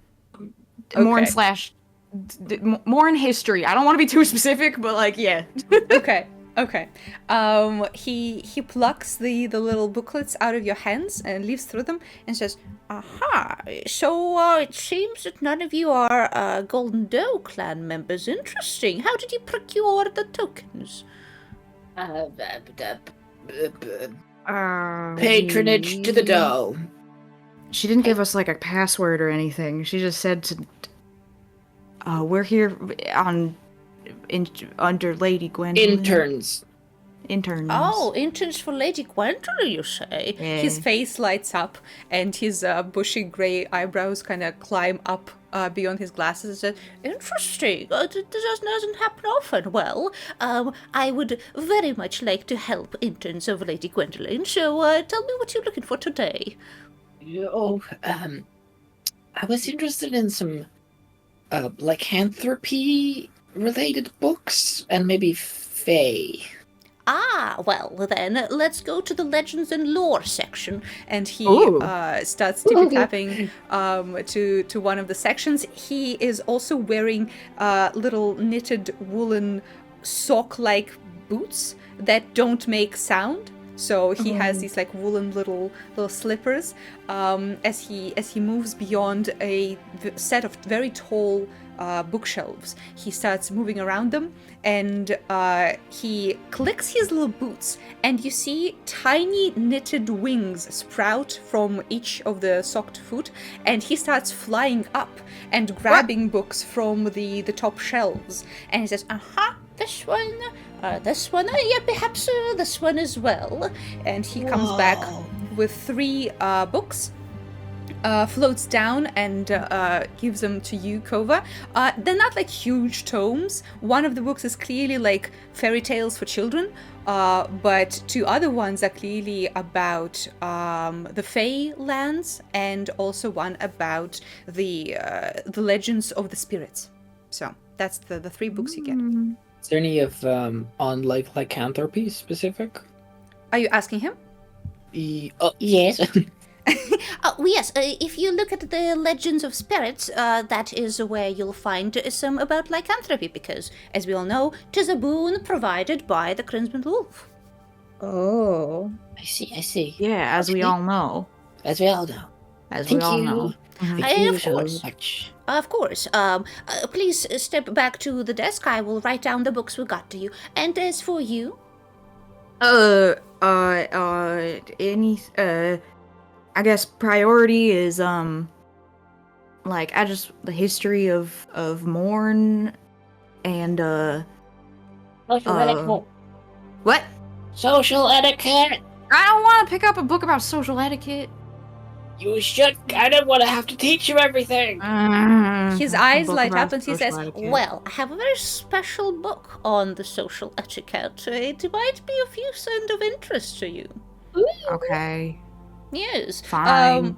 So for the morn, I have this. he floats to a different section and says, yep, this one, and plucks out a tome in dark leather that says The Mystery of the Marshes, and he puts it in your hands and says, As for the book on etiquette, I see that your mind is agile and perhaps not acquainted yet with the intricacies of it, but I have a nice introduction for you, one perhaps that can titillate as well. and he leads you to a different section across the hall, one that is beyond a little curtain.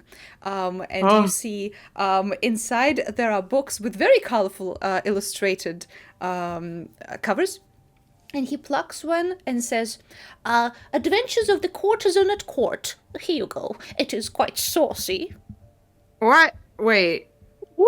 Like a cookbook, or? Well, no, it is a love story, you see, about a powerful merchant that found a courtesan, fell in love, and brought her to the high society. So it is told through the lens of this newcomer, so you'll find a lot of etiquette quite easily accessible to you. There's actually a very fun scene there about the fact that she goes to get herself a wonderful robes for the party, and God.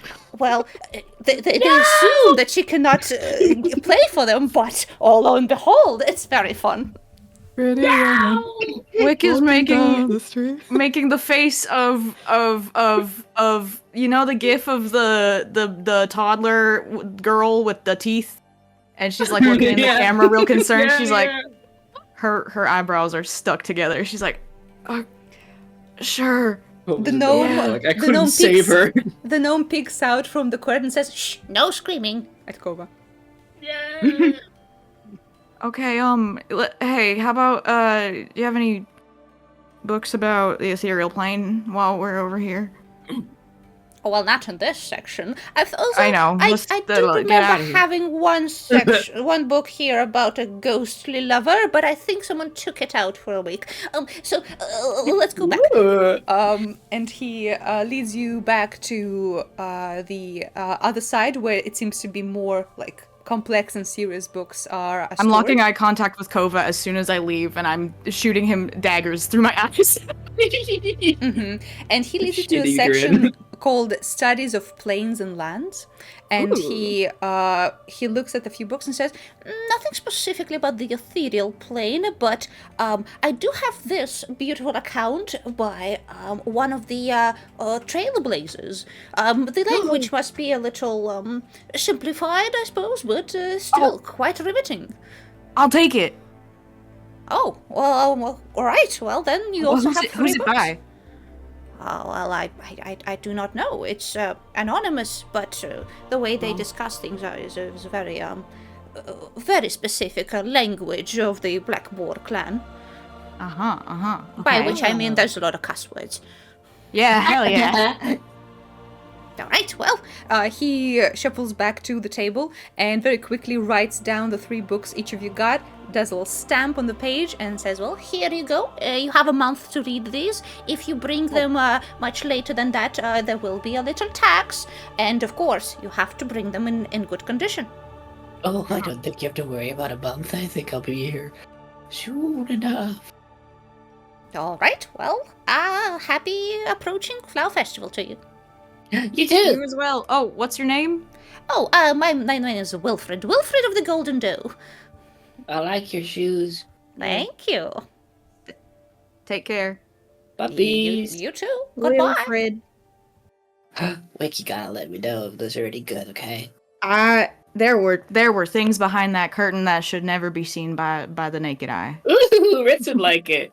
It's I mean, I wasn't about to look through those books with Wilfred standing there, but Ooh. maybe later. You wanna have a little study day in the theater? Right now? Sure. Yeah, we should run around, grab some stuff for dinner, but I can cook some stuff. Yeah. Is there I don't know how long we were in the library. About like 30 minutes. 30 minutes, so we can have time to kill while Ritz and Kari are doing their thing. Yeah. Cool. All right.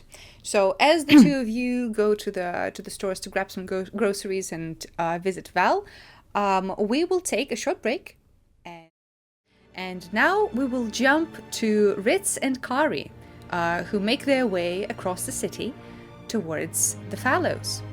Your first stop is Fiora's pharmacy, but if there's anything you'd like to discuss on the way, do tell. Ooh. Ritz would like to discuss something with Kari on the way, actually. Kari, I've actually been meaning to get you alone for a little bit. Things have been pretty wild. Not been much opportunity, you know? Yeah, really haven't had time together since the beginning. Yeah. You know, and speaking of that, I never properly thanked you for, you know, helping me out back there. So, thanks for that. Yeah, no problem. What were you doing there again? Oh, I was looking for a present for my friend. Right. You know, Snags. You met him now. Snags. Hmm. That was him. Okay. That was him, yeah. Yeah. Well, you were looking. I don't remember what you were looking for. I remember the horrendous map that you made. Horrendous? Nah, hold on. I haven't made many maps before. I thought it was a pretty good first attempt.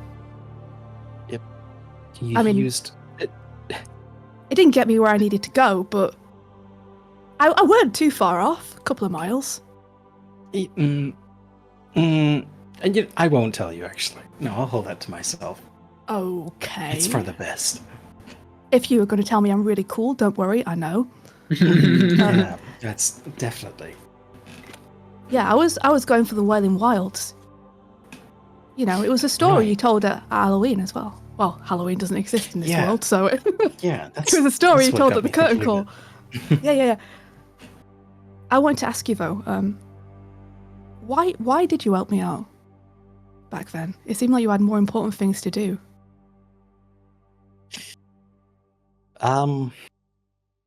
Lately, well, I say lately, in the last couple of years, a lot of things changed for me. And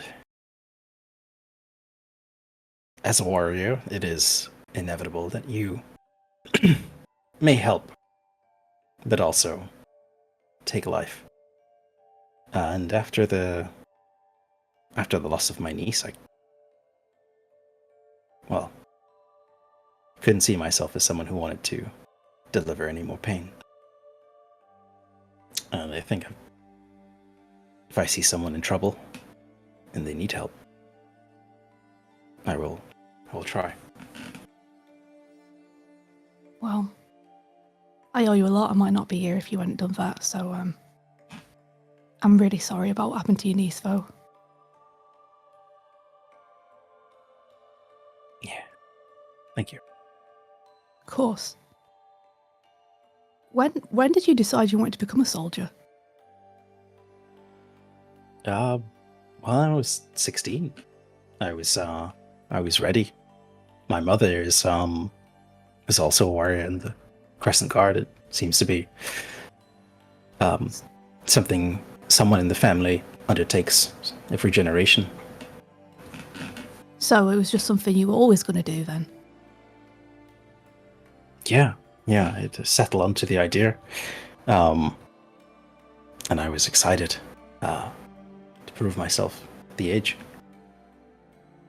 What kind of stuff did you do in the Crescent Guard? Hey V, what did the Crescent Guard do? Okay, so Crescent Guard are one of the elite factions of warriors. So the Crimson Wolf has the Crimson Cabal. The Eagle has the Guardians of the Nest. I think they're called Keepers of the Nest, and all of them are both ceremonial and practical in nature. Powerful factions of warriors that protect the high-ranking officials of their clan, go on specific missions, and in general are like high up there. It's like a fantasy SEAL Team 6, you know?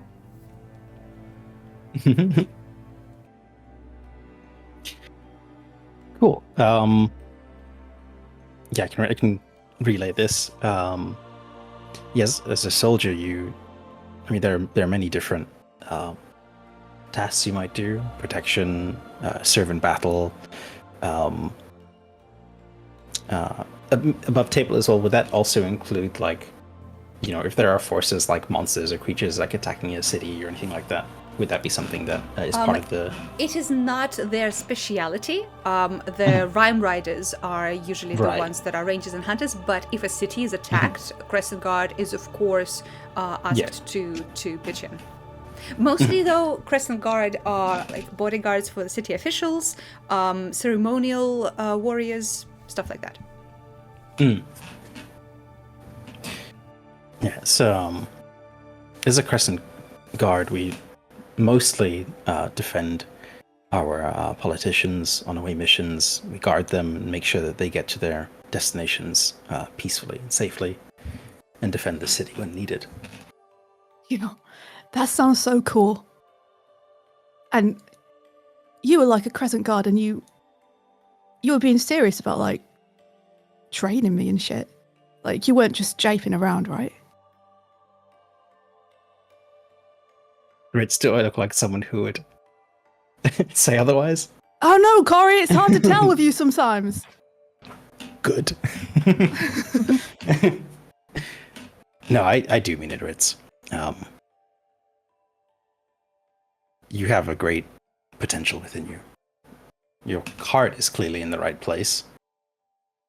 But, well, if the Crimson Cabal didn't, show all of us, we now have Talia on our inevitable plates. Training will be necessary. Yeah, true. I mean, still though, necessary or not, it means a lot that, you looked at me, you saw something more than just a dead end. It's been a while.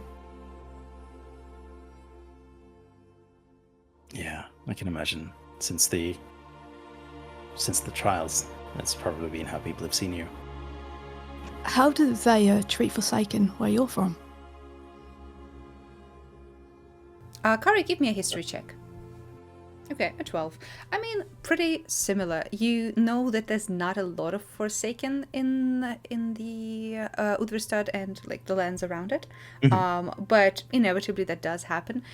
People are either asked to, pitch in different ways to earn their keep, because in the harsh north, no one can just live without purpose, or they usually travel elsewhere to lands more gentle. Yeah. With our Forsaken, life in the north is hard. Every single resource matters, and that includes us as people. If someone is by themselves, they won't survive. So they're still around, much like you in the city, where you can still earn your keep. But the few that we do have tend to leave the lands. Oh, what, they just, go out on their own? They would seek travel, perhaps make arrangements with any who leave the city to other places. And then, find home elsewhere. Oh, so they're kind of, pushed out, right? Yeah. Got it. By that point, you guys reach the pharmacy. The building is already quite familiar to you, and it's a bit after work hours. So the main door is closed, but you do see some light within. Clearly, Fiora is still around. Oh, she's in there. Do you want to knock? Yeah. All right. So you hear some shuffling from inside, and Fiora opens the door and says, hello, welcome in. And she leads you in. You see already on the table, looking towards the door, is Chester. He sees you and clearly recognizes, gives a little meow as you come in, and waits patiently for pats as you get to the desk.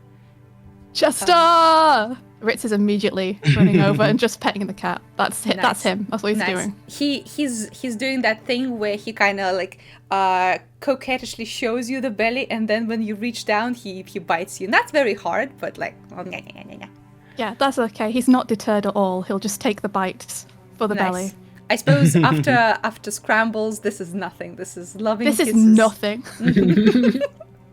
So while you do that, Kari, you see Fiora shuffle back behind the counter and says, All right, so I did do some research about this, and I found some interesting things. above table, guys, did you give her the strange dust shavings, the little metal things? Yeah. Yes? Okay, so you gave her both the potions and the shavings. Good. A little bit of, not all of the shavings, just a little bit of them. A little bit, okay. Like half of it. Sure.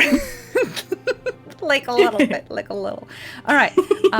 So she puts the little vials that you brought to her on the table one by one and says, So I did a few different trials on these, and I think I've correctly surmised what they are. So this one, and she brandishes the volumetric flask where 7 brightly colored bands of liquids are separated. She puts this one on the table and says, this is a potion of polychromy. So it is a very, very interesting but mostly decorative type of alchemical liquid. Can be used to change color. Yeah, so say you wanted to have green skin for a day or something like that. This could give you such an opportunity. I suppose it would probably not be in your control, though, so I don't know. Just drink it and see what color you turn, I guess. All right. Well, okay, thank you. that's the one. Next up, and she brings a different potion out. This one is very dense. There's a purplish liquid within a cloud of pink floating within.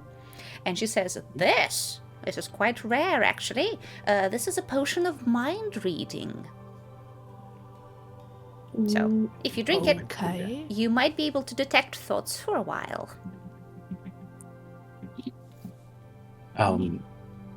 And any idea of how long? Well, that depends most of the time on the abilities of the alchemist. Usually about an hour, but can be more or less. It is a precise art, but also very fickle science. See, no, that sounds just fine. That might be real useful for the party. Yeah, people like Moira. Mm-hmm. Alrighty. Yeah. And you also brought me this one, and she brings out the sparkling golden mist that pours like water inside this tall flask, and she says, well, this is a potion of advantage. If you drink it, you have a stronger, preternatural ability to do certain stuff, so it is much quicker in its results, but very potent. So, above the table, you get advantage on one ability check or attack roll or saving throw that you do within the next hour. Ooh. And can you choose which one that is, or is it just the first one you do? The first one you do.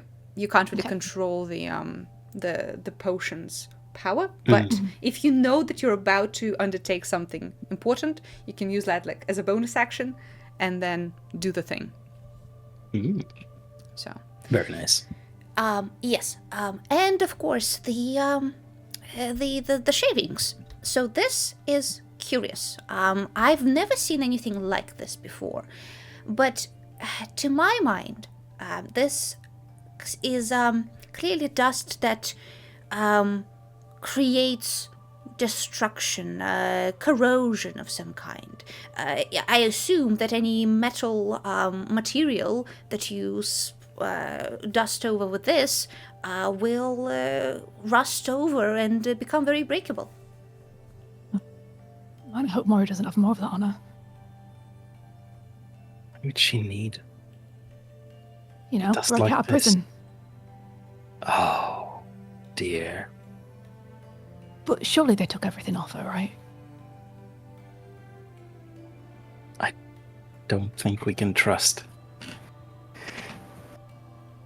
I don't think we can bet on that. Oh, and of course, I have this. and she roots around and brings out a little jar. It is decorated with a little ribbon and a tiny little clover flower.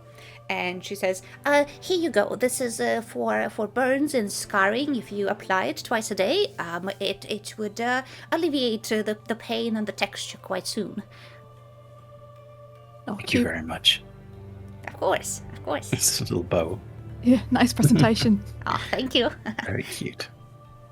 Well, I'm getting into the spirit, you know. The flower festival is here soon enough, so I would like my concoctions to be just as pretty. Oh yeah, Fiora, you taking part?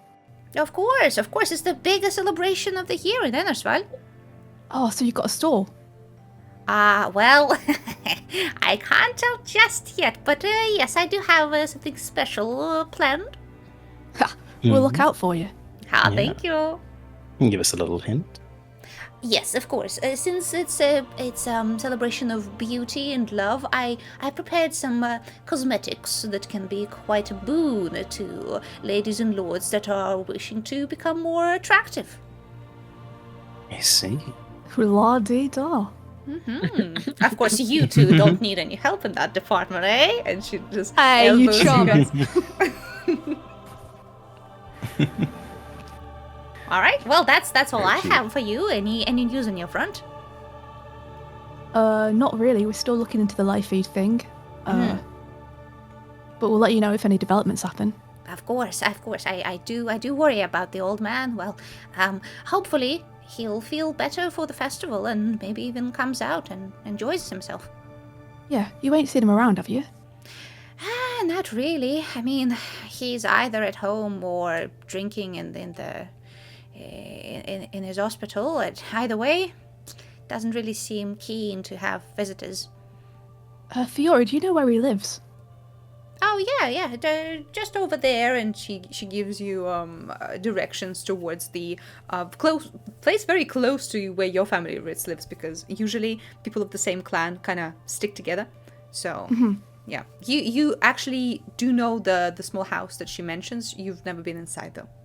Perfect, okay. We should go see him. Yeah. I was going to ask if you wouldn't mind coming with me today or tomorrow just to check on him. Absolutely. I was going to ask you the same thing. Ha! Oh, perfect. He pulls out his fist for a fist bump. She grabs your hand. Ah! You put a palm around a fist bump, just like. Well, that works. Yeah, Beautiful. nice. Is this right? Yeah, that's perfect, Kari. That's exactly what you meant to do. You nailed it. Yeah, the greetings are strange here. Yeah, but you've got a good grasp on him, literally. I'll bet. All right. So the two of you, with a lighter heart and some goodies from Fiora, make your way towards Leifid's house. We'll come back to you. Now we're gonna jump back to Kova and Wick. So you guys wanted to go to the stores real quick. There's not a lot of time you have in terms of like the stores closing. So tell me in broad strokes what you wanted to get. Just like some fish, bread, shrimp, something like to cook a decent dinner with. Oh, no problem. You can use up 1 gold piece and get quite a few groceries. And you guys are heading towards the Curtain Call, correct? Yes. All right. Is there anything you want to discuss on the way? So like the books in the store, they're like really interesting because they're like just rattling. Okay. Uh-huh. All right. Wick, give me a perception check. Okay. I'm doing that thing where I'm half listening because I care, but also I'm keeping an eye out. Yep. Okay, 13. Yeah. Oh, not bad. So yeah, you half listen. Kova excitedly talks like somewhere around your elbow, and you nod. But as you guys are reaching the fallows, you see your attention gets like immediately caught on a couple of Boar clan members riding through towards the southern part of the city on their steel chariots. They're not racing or anything, but you hear the rumbling of engines and you see the dust cloud that lifts up into the air as they pass. When they turn around the corner, you start hearing Kova's voice filter in again as if you're getting out of the water. Whoa. Like the etiquette books are all so like intricate because it's all like really interesting. Sorry, with, like, Kova, what was that? Oh, are you good? Yeah, I think some chariot riders from the Boar clan just drove through here. What? Did you not hear that? I got a little distracted. I know you did. That's so cool. Are they? Is it V? Is it normal for them to just be driving through the city? Well, give me a history check. Okay. You're not a city goyle, Sorry. but you might I am not know a city something. goyle. A 10. Okay, so it's not bad. 10 is like an average knowledge of a normal person, which is Yay. completely fine. So you do know that it is their like favorite mode of transportation. So if they are just like on the way somewhere or going to the farms or anything like that, that is what they would be using.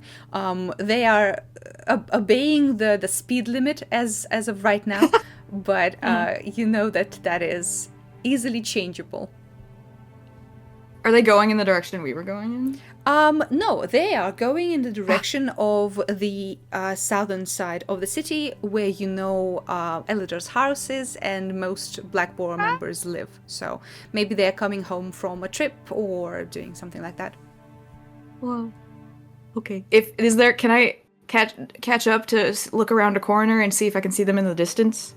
Give me a perception check. Oh. I'm gonna kind of Guidance. speed walk. Whatever. Perception.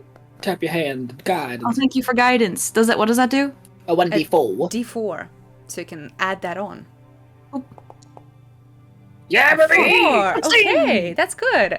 So yeah, 16. That's very good. You kind of power walk behind the corner, and you see them like going down this like large main street of the Fallows, and you do know that on the southern, like especially southwestern parts, there is a section of the Fallows that has like houses built on houses with like steel beams creating this kind of network of hovels that Black Boar clan uses. It's right next to the docks, so you know that that's where they're headed. Oh, cool. And I don't recognize anybody? Well, you only saw like people driving past here on the bikes. You didn't recognize their faces, but again, you haven't been here for a long time. You know that the direction they're headed, you stayed there in Elidor's house before. Yeah. Cool. Do you want to go there? What time is it? I gotta read these books. He looks at the sun. Where's the It's sun? about 6 or 7 p.m. It's up How to you. long?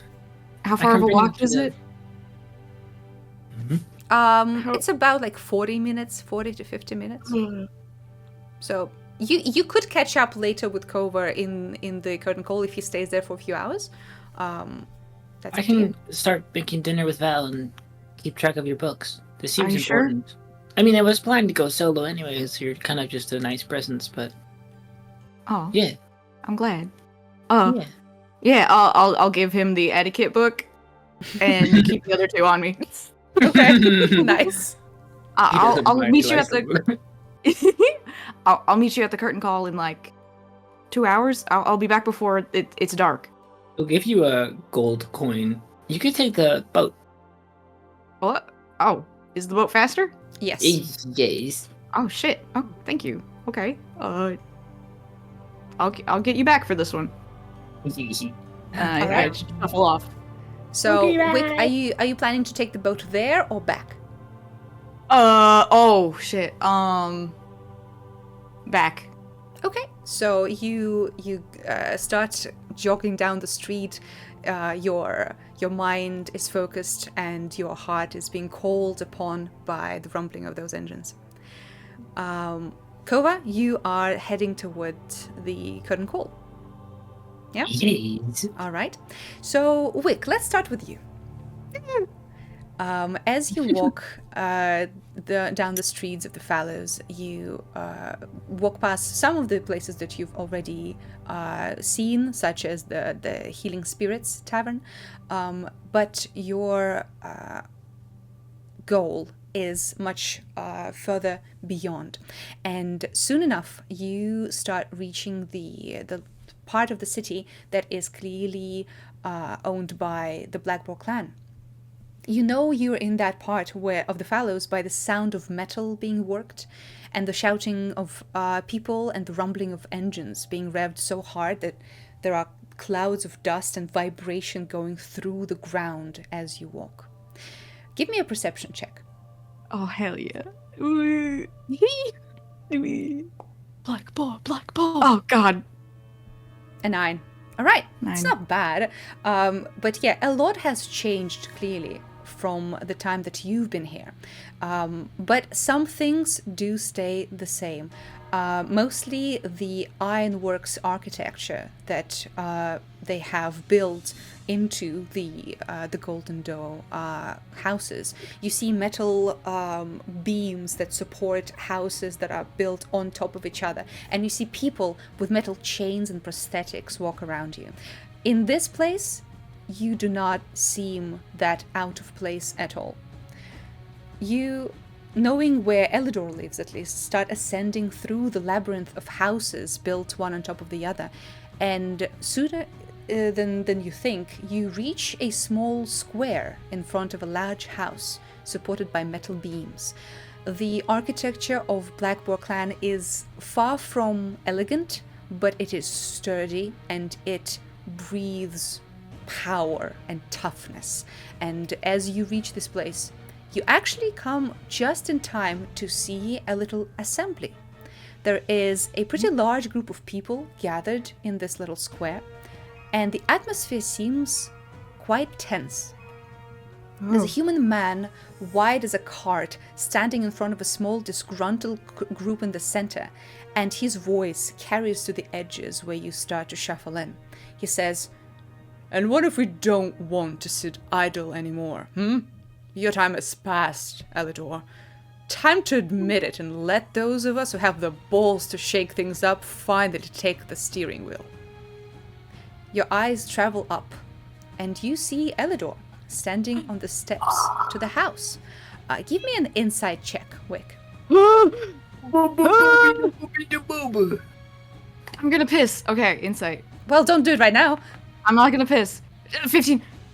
All right, very good. So you immediately recognize Elidor, although he does look a bit different, older, more rugged. You see a tall, strong-looking man with clearly more gray in his mustache and his hair, and more metal piercing and clearly machinery built within him. And this is what you see. This is Elidor. Oh my god, oh my god, oh I'm my so god. excited. Gosh, he's so cool. So normal. So he wasn't sporting the luscious mustache last time you saw him, but it was 10 years ago. You see his face is marred with age and wrinkles, but he looks quite strong and confident facing down the broad man and his crew. You see, though, for the first time, there are these strange tubes that go down his neck that were not there last time you met him. And he doesn't seem perturbed or even angry. Instead, he just spreads his hands wide and smiles at the angry man and says, "By all means, Faroy, take the wheel. If you're capable enough, and if your steed is true to your heart and your mettle is strong, then you might even have a chance. Just make sure you're racing for the right reasons, friend." And he stares down the man in front of him. The guy is clearly losing steam, looking at how confident and calm his opponent is, and says, "Whatever. See you at the racetrack, old man." And he turns around and starts shouldering through the people to leave. You do notice that the group of people around him all kind of spit on the ground in direction of Elidor and leave. And most people around that were looking at this from the sidelines look a bit nervous, looking between that guy and Elidor, but start kind of slowly dissipating into the houses. And also, just let's take a second. We reached 10,000, guys. Holy shit! Yeah! Hey, that's crazy. Good job, everyone! Hey, that's crazy. Doesn't Ghosts have to put Pilk in their car now? Yeah, and they I- make an OnlyFans. Probably. Get to 20,000 so Ghost doesn't put Pilk in their car. Oh, I see. Yeah, easy 20,000 pounds now, of course. When you Holy say shit. put Pilk in the car, do you mean like where the gas lane is meant to go? Yes. Oh. Probably. Powered Put by Pilk in Pill. car. Jesus. Put Pilk in car Wow. stand and OnlyFans. They're great. Wow. All right. So Holy yeah, shit.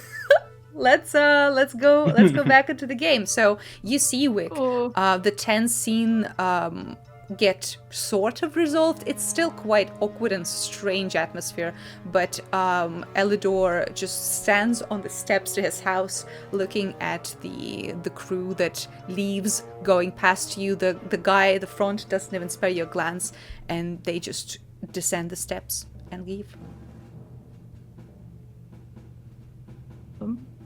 I'm gonna take a step, like a teeny step forward. Mm-hmm.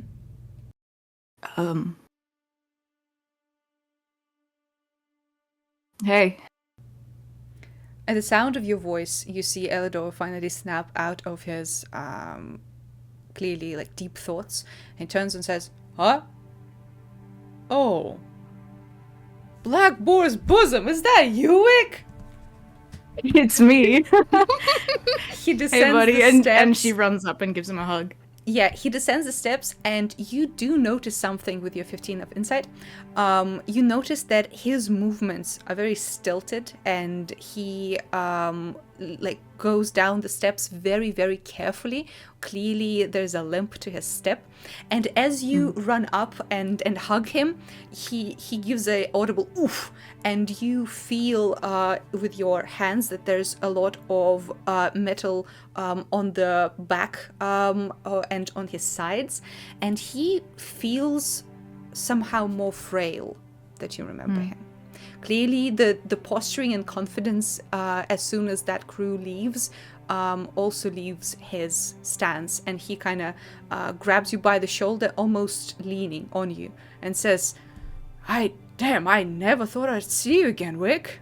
Come on in. And he leads you up the stairs towards his house. Holy shit. I go inside. Yeah, as you go in, the place is quite familiar. It seems not much has changed in the 10 years you've been away. He leads you past the little kitchen where you remember sitting and eating breakfast with him and Osme. He leads you into the small living room. Some of the furniture is different, but the smells of machine oil and metal shavings are still the same. The god-awful carpet that was clearly done by someone untrained is still under your feet, but much more moth-eaten through. And he sits down at the chair in the corner of the room with an audible sigh and says, "All right, well, what brought you back, you crazy lass?" That's a good question. I don't really know, to be honest. I mean, I do. Haven't been in the best sort of shape, and I knock on the chess piece. Yeah. How's that going, by the way? Oh, it's... Osme patched me up pretty good. Took a couple of months, but she finally managed to get everything to hold together, so to speak. We haven't been doing much, but it doesn't feel like it's getting better. I figured resting a bunch would be good for me, but now I just feel restless. Yeah, I get that. Well, seems time was not kind to either of us. And he gives you kind of like a bitter smile. Says, "Oh, well, are you hungry?" Got any eggs? You know it. It's protein.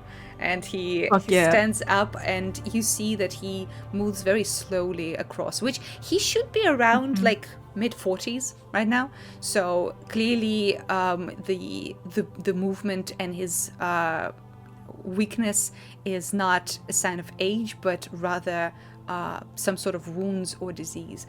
And he reaches the pantry and starts taking eggs out, and you hear he clicks on a little light of the oven and starts breaking like a dozen of eggs into one big skillet.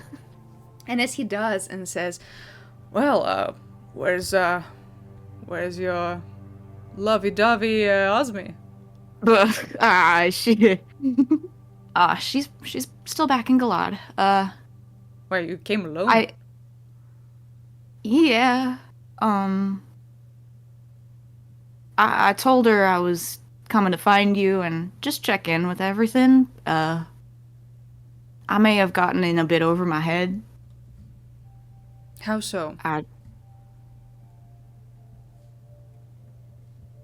I've never been good at letting things go. Yeah, no shit. That's why in the Boar clan, we're stubborn motherfuckers.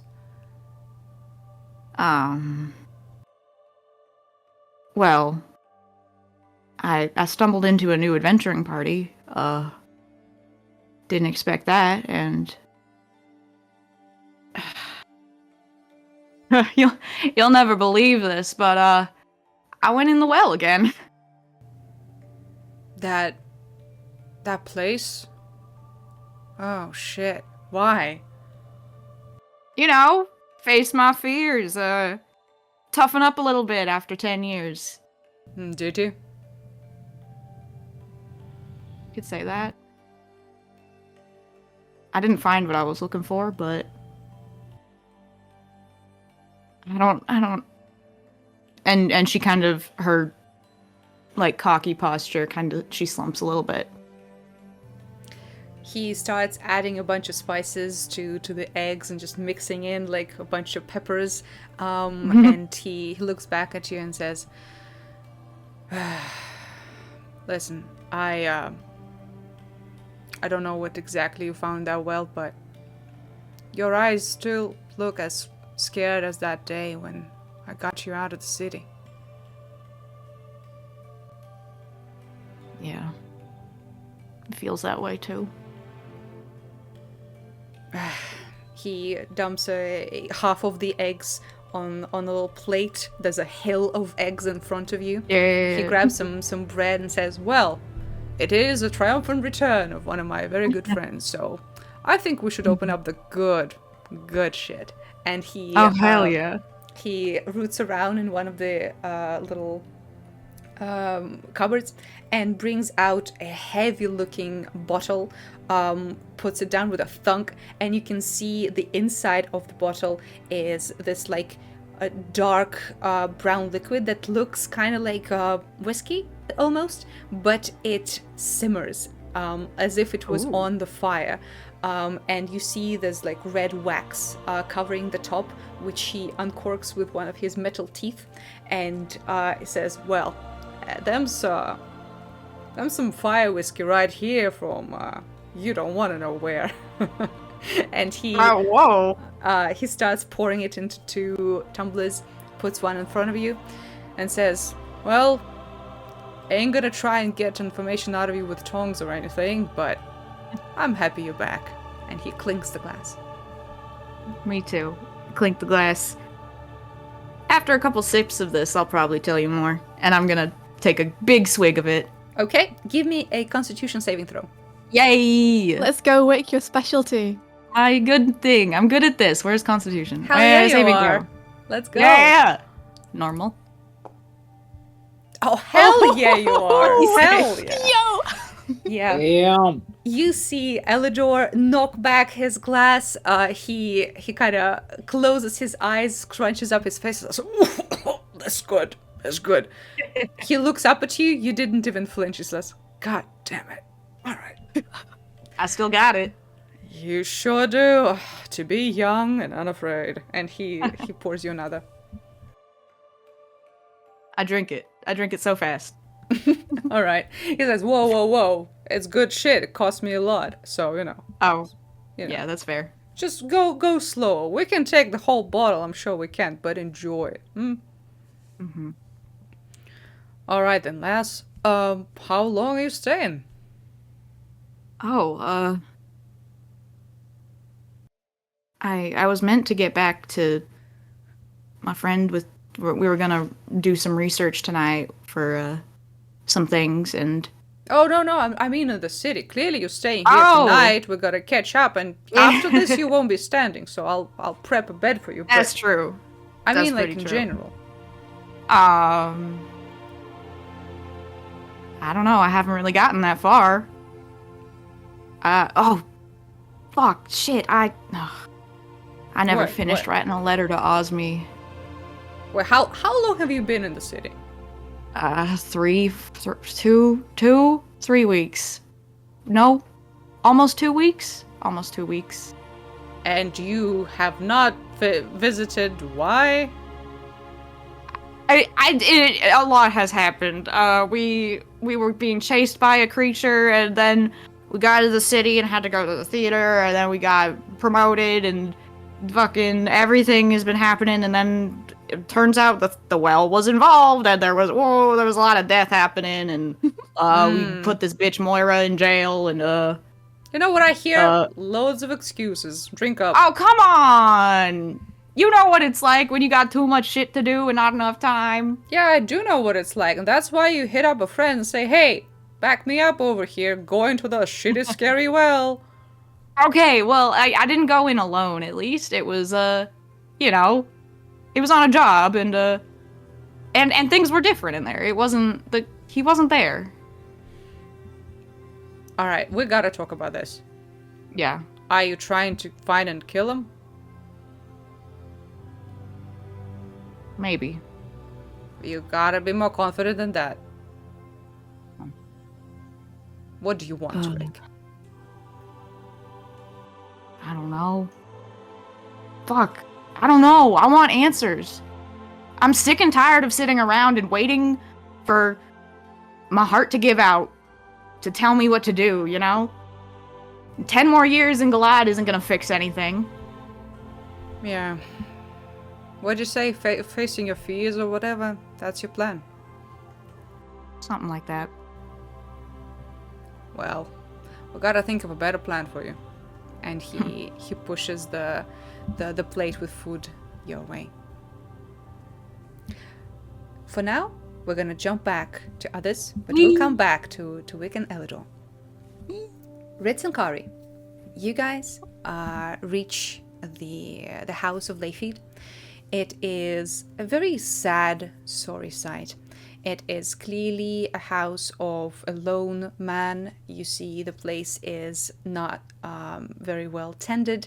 There's a small garden that it's supposed to be around it, but clearly it is overgrown and abandoned. And there is no light within the small windows. Hisses a bit through his teeth. Kind of nervous.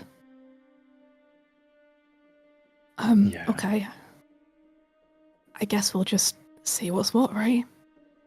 And he'll step up and knock. All right. As you knock, 1 minute passes, 2, 3. Give me Not a this perception shit check. again. All right. Oh no. 6. Okay. Yep. It seems very quiet.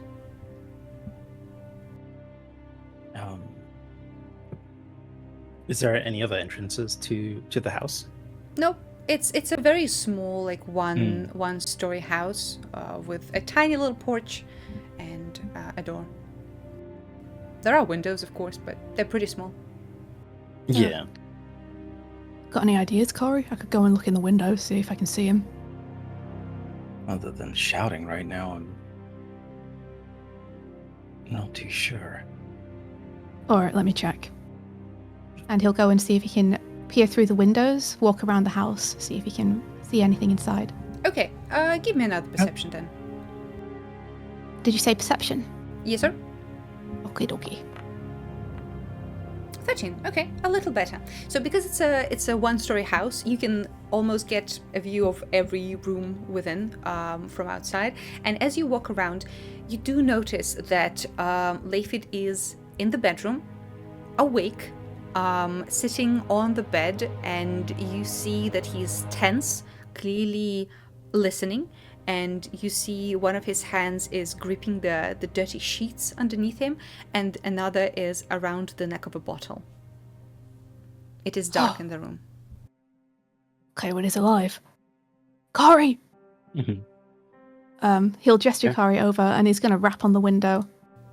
And you see wave. Layfeed jumps immediately, turns around and says, "Oh, by the spirits, get out of here. Layfeed! It's me! No, let me in. He closes the curtain. Oh, asshole. Open up, Layfeed. We'll come inside. You hear grumbling from within, and says, by Ravensclaw, and he starts shuffling towards the door, and the door creaks, and you see his very tired, very crumpled, pale face.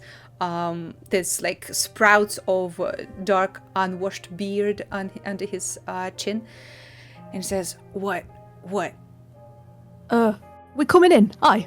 And Ritz will step in and just open the door for Kari.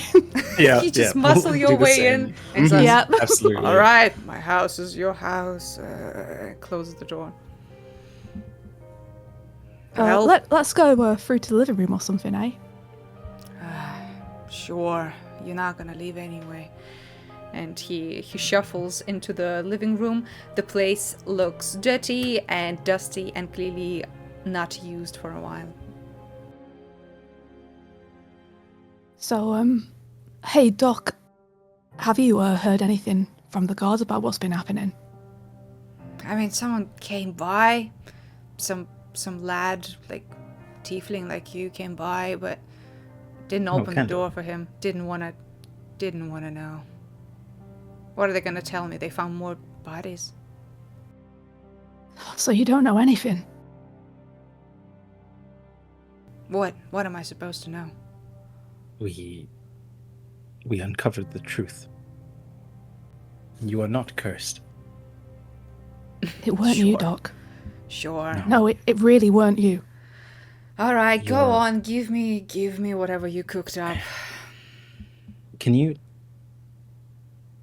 Your assistant, Moira. How long did you work with her? Moira. Yeah. Well, before she left, she's been around for like 5 years, I think. 5 years. Yeah, quite a while. Good you- nurse too.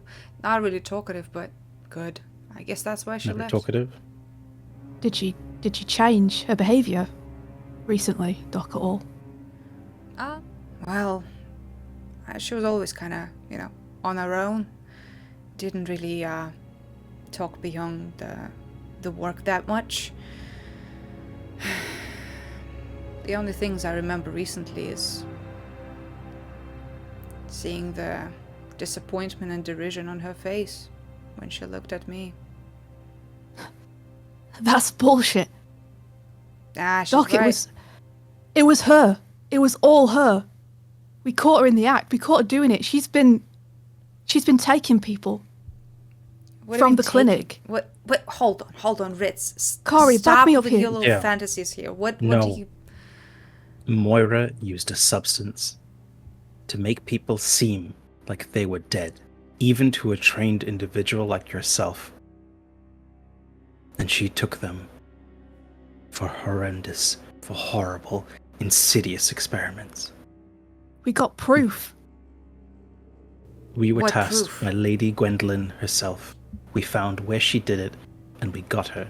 She is arrested, and she is on her way to Eon's Rest. You see him sit down, slumping heavily, and you see his eyes kind of stare in front of him, clearly not knowing how to react to this, and says, "Said to have proof. What proof?" We got the potions she was using. We got a confession from her. We caught her in the act, making some kind of monstrosity down a well in the fallows. But why? Why would she do this? She was talking about making the perfect human, or like fulfilling humans' potential or something. She was off a rocker. She has a madness beyond any one of us. But the bodies, they were taken by the workers, and so you're saying they were never buried? She just took them? Yeah, Exactly. I think she was even in cahoots with the Earth driver, because he skipped town. Do the families know? Cheers. No. Not yet, I don't think. Oh, I hate to say it, but it's probably for the best that they don't. Yeah, I don't know if, Well, I guess we'll cross that bridge when we come to it, whether they want the truth or not. you see him lost. You see his eyes kind of flit from one corner to the other, not really knowing what to look at. You see his hands, old and frail, but still clutching at his clothing, kind of finding purchase anywhere he can. And he says, "So, You're certain about this? You can swear on the 12 spirits. You can swear that it is true. We will swear on anything and everything. This is the truth. A horrendous one, but the truth not the same. Yeah, you're just another victim, Doc. You see tears welling up in his eyes and start dropping down his face into his beard. You see his Can Ritz chin go and put an arm wobbling. around him? He looks like a lost child at this moment. And he says, So the Raven didn't abandon me. So I didn't kill anyone. I didn't kill anyone. And he starts crying. Hey, it's alright, you never did. No, the Raven never abandoned you. You never killed no one. Yeah. It is not your fault. It was never your fault. You're a good person, Doc. I felt And so this ashamed. entire town knows it. You are a healer.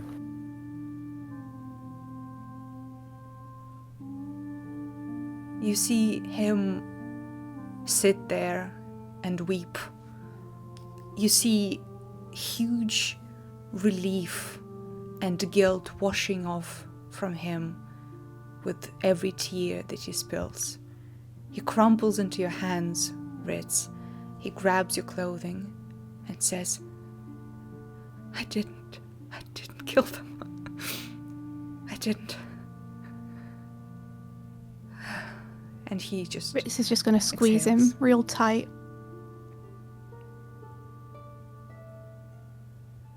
You sit there for a while, in complete silence, as the man breathes harshly, trying to get his composure back. And after a bit, he washes his face from tears with his hand, and says, Do you think if I open the clinic again, do you think people will come? Yeah, of course I do. I think nothing would make me happier than to see you open the clinic again, Doc. People around here need you. Yeah. Oh, but I don't have the instruments. I sold them all for booze. Oh. Hey, Doc, you're never gonna guess. We What? got 'em back. How? When we confronted Moira, she had 'em. She had them, but I sold them to Alneric. How did she get them? She must have bought 'em. Yeah. However, Yeah. before you touch any instruments, you gotta clean up this mess. Yeah, you're right. I should. Oh, I'm so... No, you will. I'm so embarrassed. And he finally for the first time he notices his own state, and he kind of surreptitiously smells his old clothing, and he kind of winces and says, "Do you mind if I'll maybe continue this conversation tomorrow?" Hey, no worries, no more bad feelings, alright? We can get your tools back to you then as well. All right, then I'll be in the clinic, I guess, tomorrow morning, cleaning up. Yeah. I'll be there, I'll give you a hand. All right. Yeah. Okay, I'll see you tomorrow. And he Yes, see you then. he stands up and gives you both a hearty handshake. And as the two Can of I? you... Yes? Can I do a little something? Go on, please. Seeing as his mind was, has been compromised by the depression, the drinking, can I use either the fox's cunning or the owl's wisdom through enhanceability to help him out? Oh, absolutely. Actually, I think the one that would be most help right now is the one with Constitution. Because that would let him get the hangover. Even better, because it's the bear's endurance. Exactly. Oh, Exactly. yeah. So how does it look when you bestow this magic on him? So this now being the second time, it really feels like there's the presence sort of floating around his body. The sort of like tufts of fur, alongside that, lightly over his skin are elements of tattoos, and they're kind of like a bit more tribal in their look, but they're very faint, and they float just above his arms and his up to his neck in particular. Nice. As he sees the magic, he kind of closes his eyes for a bit just to enjoy the wave of this celestial help. And he says, after weeks of thinking that the great spirits turned away from me, this feels good. Thank you. You're very welcome. As the two of you leave the house, he closes the door and you start hearing sounds of him moving about, clearly trying to get his house into a more respectable state. As soon as they leave, Ritz kind of crumples from being standing tall, looking happy, to like head in hands, fucking eyes watering. He's been holding it together for the dock, but now they're out, the relief hits him. Fuck. I was so scared that something was going to have happened to him. Yeah, me too. Oh, that he wouldn't want to reopen. Are you crying? No. I've just got something in my eye. Oh, here, let me get it for you. And she does the same thing she did last time, pulls his head to his chest. It's okay. As soon as Kari hugs him, he flings his arms around her and holds onto her like she's a fucking lifeline. Amazing. Amazing. Hey guys, I'm gonna give both of you an inspiration. That was lovely. Yeah. That was lovely. All right. So your next step is going to Ritz's family house? Question? Ritz has some stuff he needs to do before he goes home. Okay. Can you give me a quick rundown so I know how to I sure can. Yes. He is unwilling to go home until he's done several things that he'll receive shit for if he doesn't. Such as washing up, making sure his ledger is up to date, maybe nabbing some flowers for his mum. Okay. Yeah. So what I'm hearing kind of is stuff. you going to Boots and Lodgings to get Ritz in order before you swing by the family Yes. house. Okay. That is no it. problem. All right. So we'll come back to you. Now we'll switch back to Kova. Kova, you reach the Curtain Call Manor. As you get into the grounds, you don't hear any ghostly wailing or anything like that. And as you push one of the heavy wooden doors that leads inside, you immediately notice that at least the hallway part, the entrance, is much cleaner than you saw it last. Clearly, Val has been hard at work, and you see the place is not only free of dust, but also he clearly washed the floors, mopped them, and currently you see him with a like half a big heavy curtain in his hands as he is trying to get it back onto the railing, where he clearly washed one of the big curtains. You see his hair is kind of like in a messy ponytail behind him, and he hears the sound of the door and says, hello, Kova. And he leaves the curtain and with a very cat-like grace just jumps back down to meet you. Hi. How you doing? Hi. I'm cleaning up. Sorry, I didn't ask if it's okay if I clean up. No, this is great. You're doing wonderful. This is really cool. Yeah. Okay. Yeah, of course you can clean up. It would be insane to leave you in a dirty spot, just expecting it to stay dirty. Oh, I wanted to do something. I wasn't sure. what to do. Yeah, of course. Oh, you have heavy stuff. Let me take heavy stuff. And he grabs your books and groceries. Oh, thank you so much. Yeah. There's some books in there that you might actually like. I've tried to find something on lycanthropy. There's something about spirits and stuff that has lycanthropy related things in there. Oh, okay. Thank you. Yeah. This smells like food. Yes, I was planning to cook. Okay. I don't really have a spot, but outside there's like a fire. Pit. Yeah. Okay. Yeah, I was planning to set up a campfire. All right.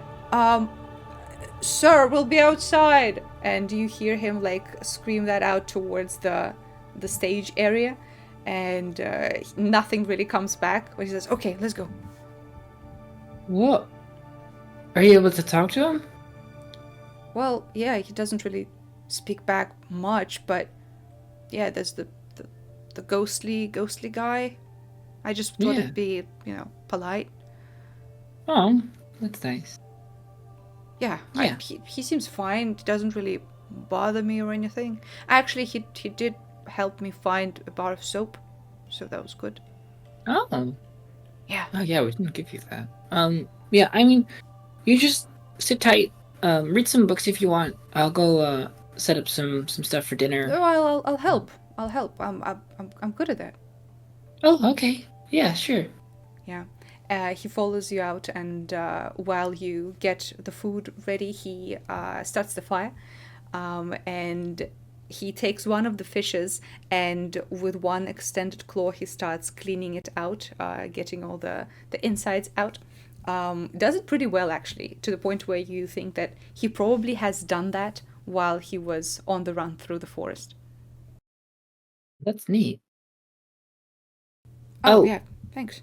I was meaning to explain to you the token thing that I gave you with the hair. Oh, yeah. I remember I didn't really explain it well. The idea is that I can check up on you. I can see through it once a day. Okay. It's very adorable that you get out of the way for it, but I'm meant to see you. He kind of blushes a little and looks embarrassed and says, "Oh, I'm sorry." No, don't apologize. It's weird magic. I should have prefaced that and stated it more clearly, but that. I don't have one on me right now. I kind of gave it to Kari so that I could call if anything happened to me because I'm alone. But okay. Yeah, I was just in advance for another time, I suppose. I'll remember that. During the conversations that they have, Kova drops the ball on having regular words often and zones out often, way more than he does normally. Mm-hmm. Clearly trying to like both think of things to say and trailing off in thought and continuing that sort of cycle. Mm-hmm. As the two of you start cooking and there's like a little lulls of conversation, he actually says, I have something for you. Oh. Yeah, I found this in the manor. It smelled magical, so I thought maybe you'll like it. And he opens his palm, and on it you see a old-looking key with a question mark worked into the head of it. And he extends the hand to you and says, "This seems magical. Thought maybe you would use it." Oh wow! Thank you so much. This is so interesting. Yeah, I'll look into it. Yeah, I just you were very, very nice to me, and I wanted to give something in return. Oh, that's very sweet. Thank you. Yeah, I was hoping to bring some more stuff, but I've gotten a little bit sidetracked. But I hope the books and stuff are enough to do for now. I know you're all alone here. He kind of looks down a little and says, I'm not sure I can read. I mean, I think I used to know how, but in my time on the border, I never really did for a long time, and a lot of what I was got kind of forgotten. I could teach you. Okay, yeah, maybe with time, but for today, this is stupid. No, don't.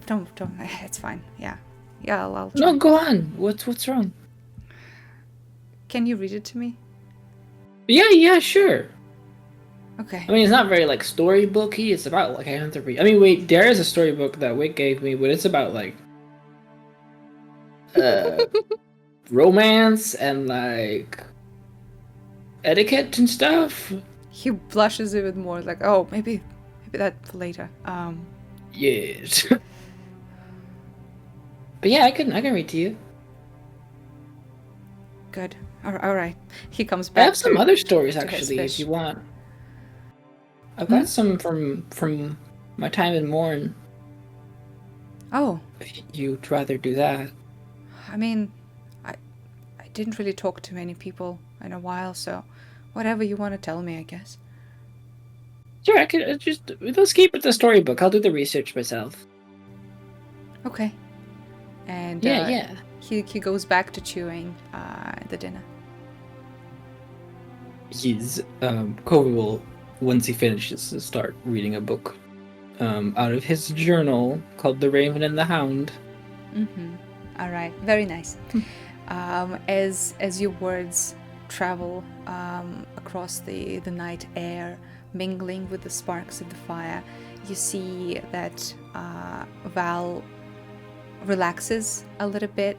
Clearly, he was waiting for judgment, but as you start telling him the story, he kind of gathers his knees up close and kind of puts his head on his knees, his hair kind of flowing around his shoulders, and you see he's still listening, but he's like closing his eyes and just resting, listening to your story.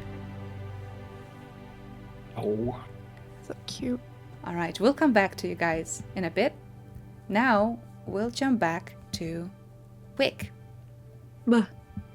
So, as the dinner progresses, Elidor is demanding information on how you spent the 10 years you were away, what you've been doing, and after a while, he gathers the plates and starts to stand up, and you see him kind of wobble and says, "Whoa, all right, Oh, maybe I drank a bit too much. How are you doing? You all right Try to there? stand. okay, I'll try to stand up. All right, give me a dexterity saving throw." Okay. Stress saving throw. Yeah! Nice. 7. Nice. You stand up, but a bit too quickly, and the momentum just carries you to the side. You like bonk into one of the cupboards with your head a little, not too much, but he's like, "Ha, idiot." Yeah. Yeah. This Ah, is nice. This is nice. Holy hell, we went through half the bottle. Damn. Wow. How hard is it to get that stuff? Oh, pretty fucking hard. Oh, shit. Yeah. Not Maybe from with this- my big city money, I can buy you some more. Nah, it's not from this plane of existence, friend. What? Oh, shit. Wait. I've been meaning to ask you about that. Yeah, what? I What? pull out the book. Look what I found at the library today. Oh, And it's the Trailblazers book. he's starting to squint at it and it says, "But I can't read right now. Sorry. What is this?" It's one of those books. It's a book about the Trailblazers. Are you a Trailblazer now? Wouldn't you like to know, Les? I would like to know. Come on. All right. Okay. Hey. Truth for truth. All right. I'll tell you if you shit. What I want? Oh yeah. I tell you, and then we'll write letter for Osmi, cause Oh. Osmi I know Osmi's probably real sick with worry about you, so we gotta write a letter. Okay. All I have right. a couple rough drafts. Good. You have to read it, because I can't right now. Yeah. Come. And he kind of drags himself towards the living room and kind of plops onto the couch and says, so yeah, trailblazers. So he burps. Says, anyway, yeah. Did a little stint with them. A little 6-year adventure. That was good. What? Yeah, a lot happened. Hey, listen. I didn't want to say that I'm like, destined to be there, whatever, but, my mom was one, so I was like, hey, what the heck, Oh, yeah. Yeah, she My recommended condolences, me. by the way. Ah, thanks, yeah. Yeah, I buried her, like, a year and a bit ago. Yeah. That's tough. Yeah, well, what can you do? Anyway, yeah, so after you left, I kind of was like, fuck all that running bullshit. I looked into the strange creature and such, found out that this one of those devil guys. Shit, really? Yeah, like a some kind of devil shit. And I was like, from a different place? Yeah, exactly. Like, I was like, who shit. knows about this shit? Well, Mom would. So I went, Mom, she was secretive, but, she told me, hey, can't tell you much before your trailblaze. I was like, fuck, sorry, what do I do? And then she was like, yeah, so you have to kind of go show her power and, like, go do the racing and then go into the steps, and if you do, the trailblazers might like you. Oh, So shit. I won the circuit here. Well, you've seen the Umud. Fucking beast of a machine. Yeah, it's still going. Yeah, of course. So it's out back. I'll take you on a joyride tomorrow. But yeah. So did that. Got myself a ticket to the steps for the iron race. Didn't win, but I was pretty fucking good over there. Got myself an audience with the trailblazers. And they liked me. And I liked them. And it was good for a bit. Until I got broken, I guess. What happened? It's supposed to be a routine mission. We were traveling through to a fire plane. There was a storm, great storm with fire, and we were kind of outrunning it.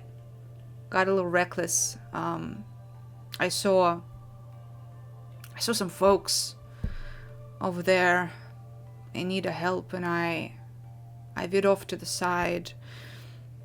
The crew was screaming at me not to do it, said I wouldn't have the time, and, well, they were right. I didn't.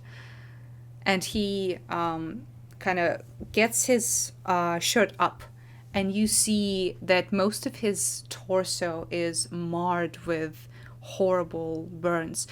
Similar to Kari's, but they like wrap around his body, and you can see that there are like metal ribs sticking out of him, and says, never had anything that strong hit me before. It was not just fire, it was like energy incarnate. I felt bones in my body crack and my blood boil. It was kind of pain I would never wish on anyone.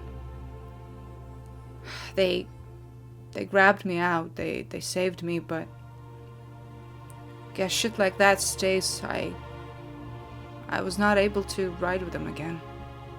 Too weak. Damn. Yeah. I'm sorry, Eldor. I'm sorry that happened to you. Hey, I knew what I was doing. I knew the risks. It's all fine, lass. Don't worry about it. I had a good run with them. Hey, who among us can say that, they did a stint of 6 years with Trailblazers and survived? Not many. That's true. Yeah. Were the people you were trying to save, were they, did you see any fire genasi in there? Yeah, they were like you. Cool. Yeah. That reminds me, actually, and she wipes her eyes a little bit, trying to conceal the fact that her eyes are tearing up. I met a kid.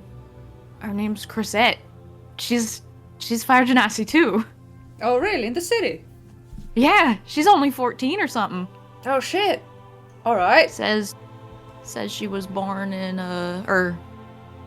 similar case of don't remember. No parents over in the what was it, the Hell Springs or something? Huh, that's north of from here. It's yeah,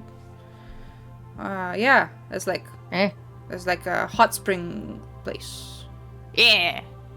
Huh. I didn't ask her anything else. She hasn't had any like weird fire related pain or I worry about her. Oh, I probably should have mentioned this earlier, but guess who's still in the city? Yeah. I would assume. Yeah. Oh yeah, I do know he tried to fucking kill me after I came back after getting you out of the city. Wait, really? What happened? I mean, it's all news 10 years ago, but yeah, fucking came home, found a bunch of rogues and shit in my house, ready to like assassinate me or some bullshit. Oh, wait. Like, not like little fire creatures or anything, like it was like people? Nah, yeah, like dudes and hoods and shit. Oh shit. Yeah. I mean, I clearly I fucking got them instead, but it was wild. Oh, Eldor, I remember something else important. Yeah. The Goliath. There was a Goliath down there. Have you seen any Goliaths with metal arms around? Chat, give me a D20 again. Come on. Roll high if you can. Reb, I'm holding your hand across time and space. I'm gonna piss. Piss. Yeah, so exclamation It's point, all coming roll together. 1d20, and we shall see if Elador knows anything. We shall see. Fucking Oh, thank you, Git. 19! Holy shit! Yeah, no, that's good. Chat. Oh, That's I love good. you. That's and another 19 from Weave. Yeah, it is destined. It is meant to be. Yeah. So he kind of focuses for a bit, long enough that you start to worry that he might just have gone to sleep. But he kind of opens his eyes again and says, yeah. Hey, funny you should say that. The fucking bull-headed idiot that was challenging me earlier today, Feroy. Yeah, he was all buddy-buddy with a Goliath like that. Gave him a metal arm and everything. Son of a bitch. Well, I haven't seen the guy in a long-ass time, but Feroy has been getting brazen recently, so have to deal with that. Are the windows closed and everything? Everything's Wick is gonna look around like I don't know. suddenly Hey, windows, very are you concerned. closed? Windows closed. Windows. I'm gonna go try to close the windows. These There. fucking windows keep getting stuck. They are closed. Okay. Eldor. Yeah. I think it's all connected. I think the doctor. Those weren't normal people. Those were. You know about the visitors? They're like the Thieves Guild? Yeah, sure. Yeah. Heard of them. Well, connect the dots, Alador. I've connected the dots for you. Here, look at the dots. The dots are swimming. Are they supposed to be swimming, Wick? The dots don't swim with. What? Oh, do you need some water?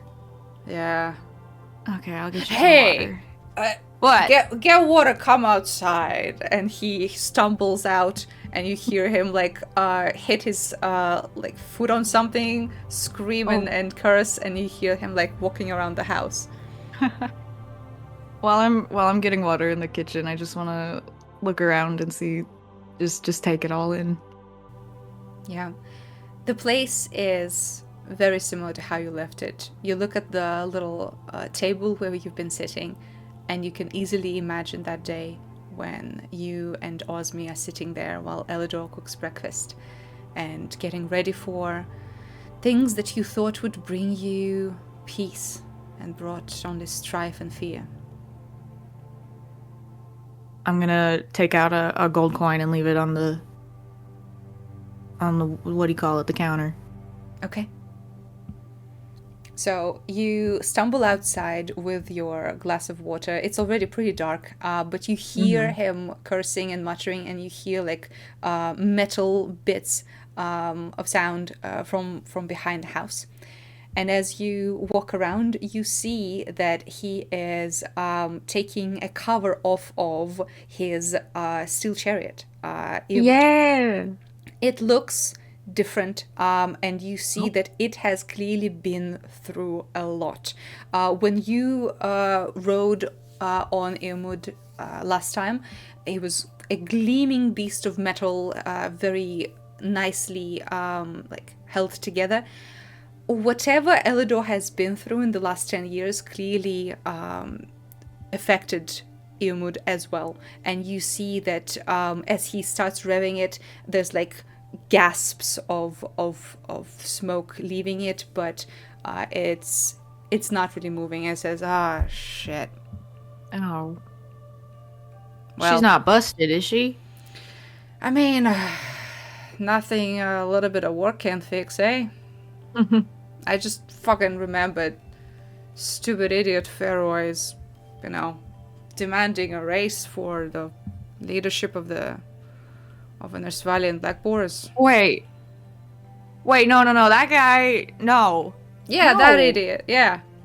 No, you can't let him take over. Here's the thing, Wick. Oh, that's for me? Thank you. He glugs the water down. You see it flow down his mustache. It says, here's the thing, Wick. I don't think I have much of a choice. I'm not really in the shape to be much of a force anymore. So far, I've been kind of, coasting on my reputation and having a good head on my shoulders. But if he pushes the issue, I'll lose that race.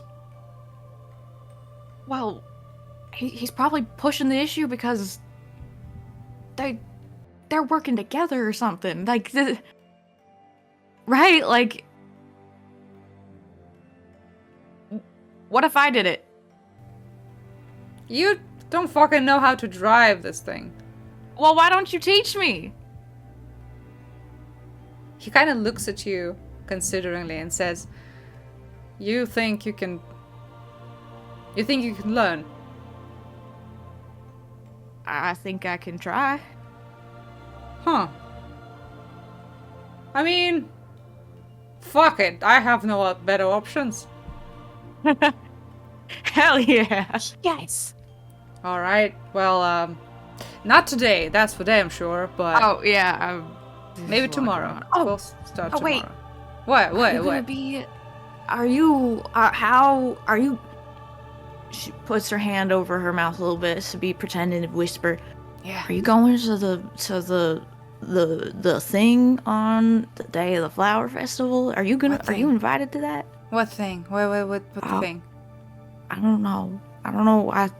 there's things that happen on the day of the flower festival. Which yeah, I'm ones gonna are you get going to? shit-faced. What do you fucking mean? What? Oh, okay. Yeah, we're gonna celebrate a fucking course. We're gonna, hey, a bunch of younger folks have like a little, celebration thing going. They painted their hogs and shit. I mean, Nice. yeah, we're gonna do like a little circle around the city. Okay. Show peeps what we're about. But Tell them what you're about. yeah, he kind of he has a little bit of a clear eye to him, a little bit of that buzz abated, and he says, "So, you're staying then? If you want to learn how to ride, if you want to, help put Pharaoh back in his place." I guess so. Yeah. That's a Wick I recognize. He smacks you on the shoulder and says, "All right, this sad clump of metal, we're gonna start dealing with that tomorrow. I'm fucking tired. Let's go to bed." Oh shit! Wait, I gotta get what? back to the theater. I told my buddy I'd be back. You before... can barely fucking stand. Come on, I have a cot Oh, ready but he's for gonna you. get Shut so up. nervous. He's He's like a grabbing you. little hairless dog in the cold. That sounds Okay, disgusting. I don't fucking what? Hey, do you still have that one blanket? Yeah, of course I fucking do. What am I? Yeah. I'm not Can I rich have to a have new blanket? blankets. Yeah, you can have it. Good. Tomorrow we write the fucking letter, and then we start fixing you. But okay, Okay. all right. Good night. Good night. And she curls up and drapes a blanket over her. And Alright. as she starts to snore, just for flavor, the vents in her chest start to rumble like a low roaring fire as she sleeps. All right. Very nice. All right. So Wick has gone to bed. Ritz and Kari, you swing by Boots and Lodgings, and Kari, you see Ritz like flit around the room, getting himself ready for the inevitable. You see he's kind of doing like some calculations with one hand and starting to like comb through his hair with the other. Yep, he's popping 10 gold into an envelope. He is gonna doctor his ledger a little bit to make it seem like the incomings are larger than they are, so the outgoings seem like they're taking less of his money away. Mm-hmm. And try to smooth the hair down, try to look clean. He'll do his hair routine, and he'll look around like, fuck, do you think there's flowers anywhere I can pick, like on the way, do you think? I'm sure there's. You talking about just grabbing it from a bush or a shop? A bush is cheaper, right? So, I suppose so, yes. she ain't gonna know the quite so. difference. Who What the are you flowers doing? for? My ma. Well, right now I'm enjoying the show in front of me. Yeah. What are you up to when I'm gonna go and see my fam? There's a couple of things I need to do. I haven't written home in months, and I need to amend that. Oh, who are you writing to? Everyone. I think right now it might come to the point where I have to, get in contact with the Crescent Guard if matters get worse. Might be time to look for allies. Oh, call in the cavalry. Yeah. Before that, I need to at least contact the family, let them know that I'm alive. I think they'd probably appreciate that. Who's family for you? My father, mother, my sister, her husband, and my nephew. Ritz whistles. Big family. Big? Yeah. A lot of you. I mean, there's a few more than that, obviously, but Oh, yeah, obviously. yeah, there are many in the clan. Well, Yeah. How about yourself? You've mentioned your Uncle Wilds. Who else? just me ma, me da, you know, Nana. Of course, Nana. Yes. Yeah, She of taught course. you necromancy. She sure did. Yeah. Have you seen your parents since you arrived? No, this is the first time. You nervous? No, I'm kind of excited actually. I really miss them. That's very Yeah. sweet. Just a bit busy normally to get home, so Yeah. What are you? You writing a ledger, an envelope? What's all this? oh, I'm just putting a bit away. I like to send a bit of money back to the farm every now and then. You know, I mentioned earlier, things are a little tight money wise. They always have been. So I try to help out where I can. It's about the only reason I have to get out of bed in the morning nowadays. You know, I want to do at least one good thing to make up for everything else. Oh, that is very admirable. Well, I don't get to send back much, not as much as I'd like. But maybe the squirm thing will change that. Well, perhaps we can include a little more this time. No. It's okay, I don't want to owe anyone anything. Are you sure? Yeah. We can fudge the numbers a little bit. No way. You keep your money, that's yours. Very well. Well, I'm ready to go. It gives you a little like up and down. Yeah, how do I look? Gives you. She gives the motherly tongue to thumb. Yep. Fixes your hair a little bit. Yeah. Nice. Yep. Get mothered, There idiot. you go. All right. Gives you a So little cheek slap.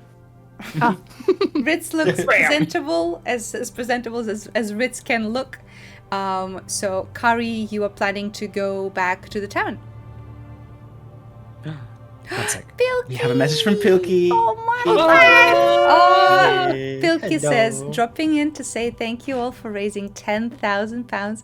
I'm entirely blaming you all, but especially V. Now time to get some more rest. Oh, Pilky, we love you so Have a much. Good rest. Wow. This is, Lovely. hey, Pilky, this is just one of many pieces of evidence how much we all love you, how much we all care, and how much we all wish that you didn't have to deal with this shit. But if we can do literally anything to make it better, we absolutely will. Yeah. Yeah. Love you very much. We love you, Pilky. Love you. Have a good rest. Mwah! Mm-hmm. All right. So, Kari, you are going back to the tavern. Yeah. Awesome. Ritz, you go finally to your parents' place. It's finally time. It is finally time. So, Can as you you see approach- any flowers on the way? Oh, absolutely. It's like a day Oh, hell before yeah. the flower festival. So, of course, there's plenty of flowers. What kind of flowers would you pick for your mom? Oh, he has no clue. Whatever looks colourful and nice. Anything he can get his hands on. Make a little bouquet. Yeah, no problem. You pluck from a few different places and create small little bouquet. It looks quite nice. Very, very festive.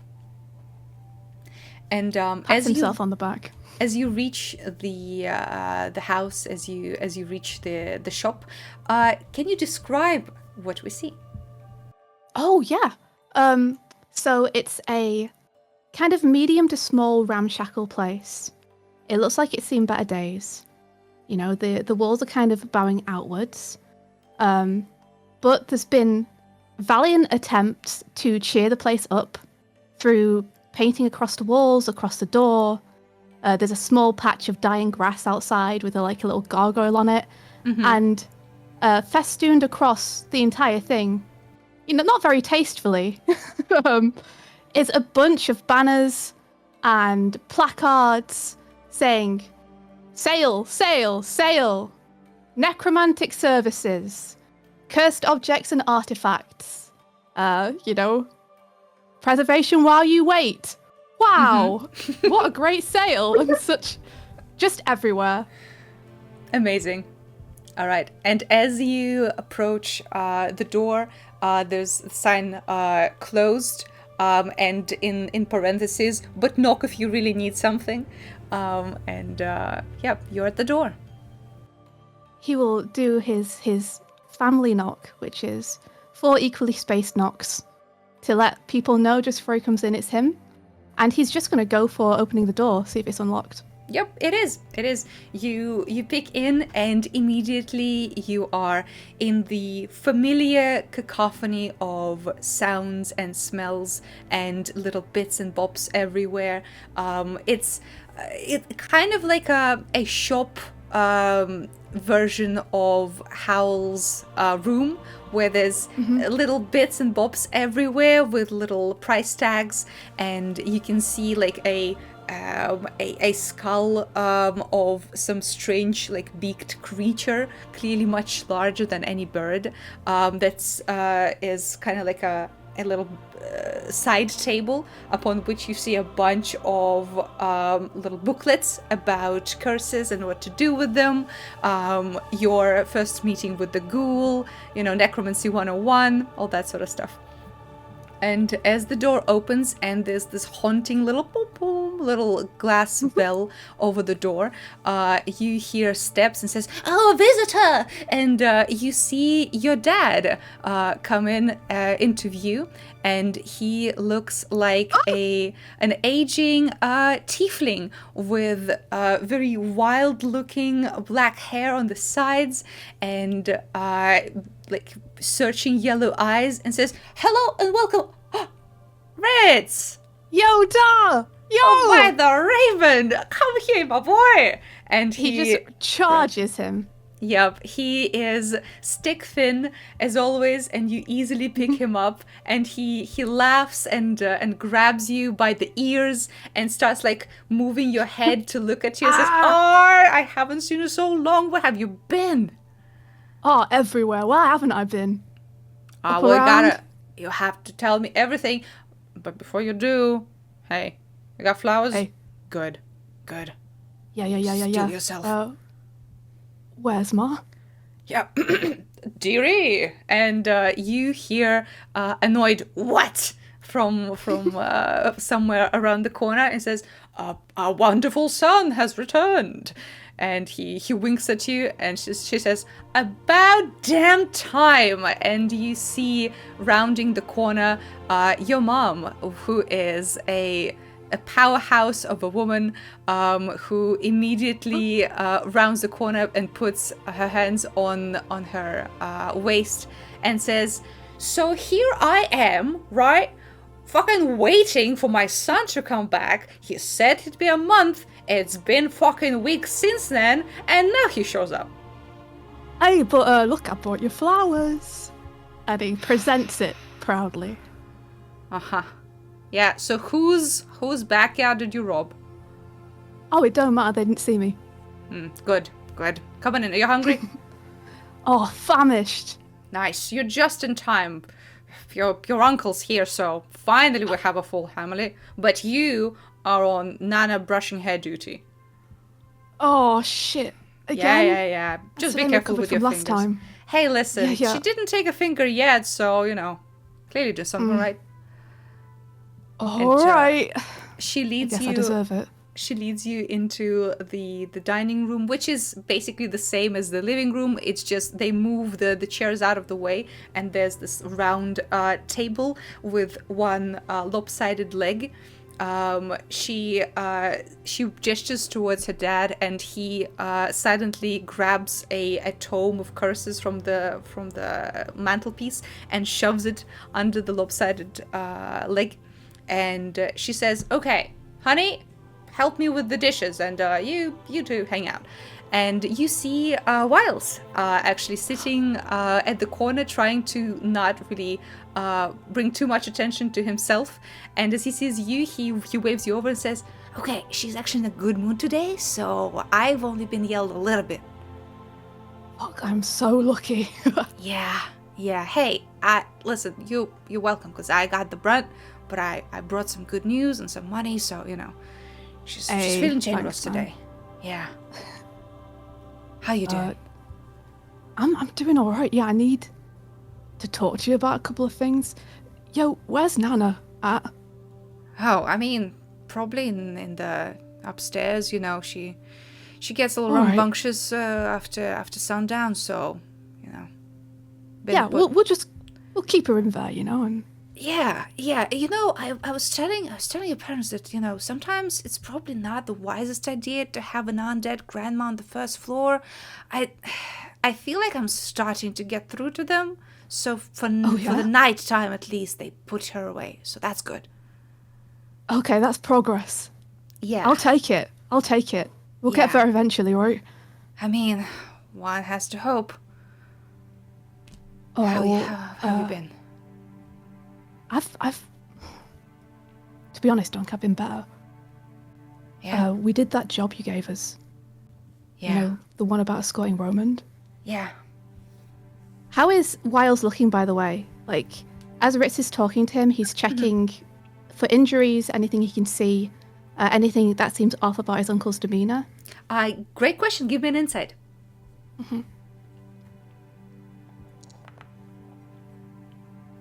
Oh, I'm advantaging this. Okay, go for it. 18. Okay. Yeah, so as soon as you bring up Roman, you see him kind of look away a little bit, and he winces. And you clearly see worry and guilt on his face.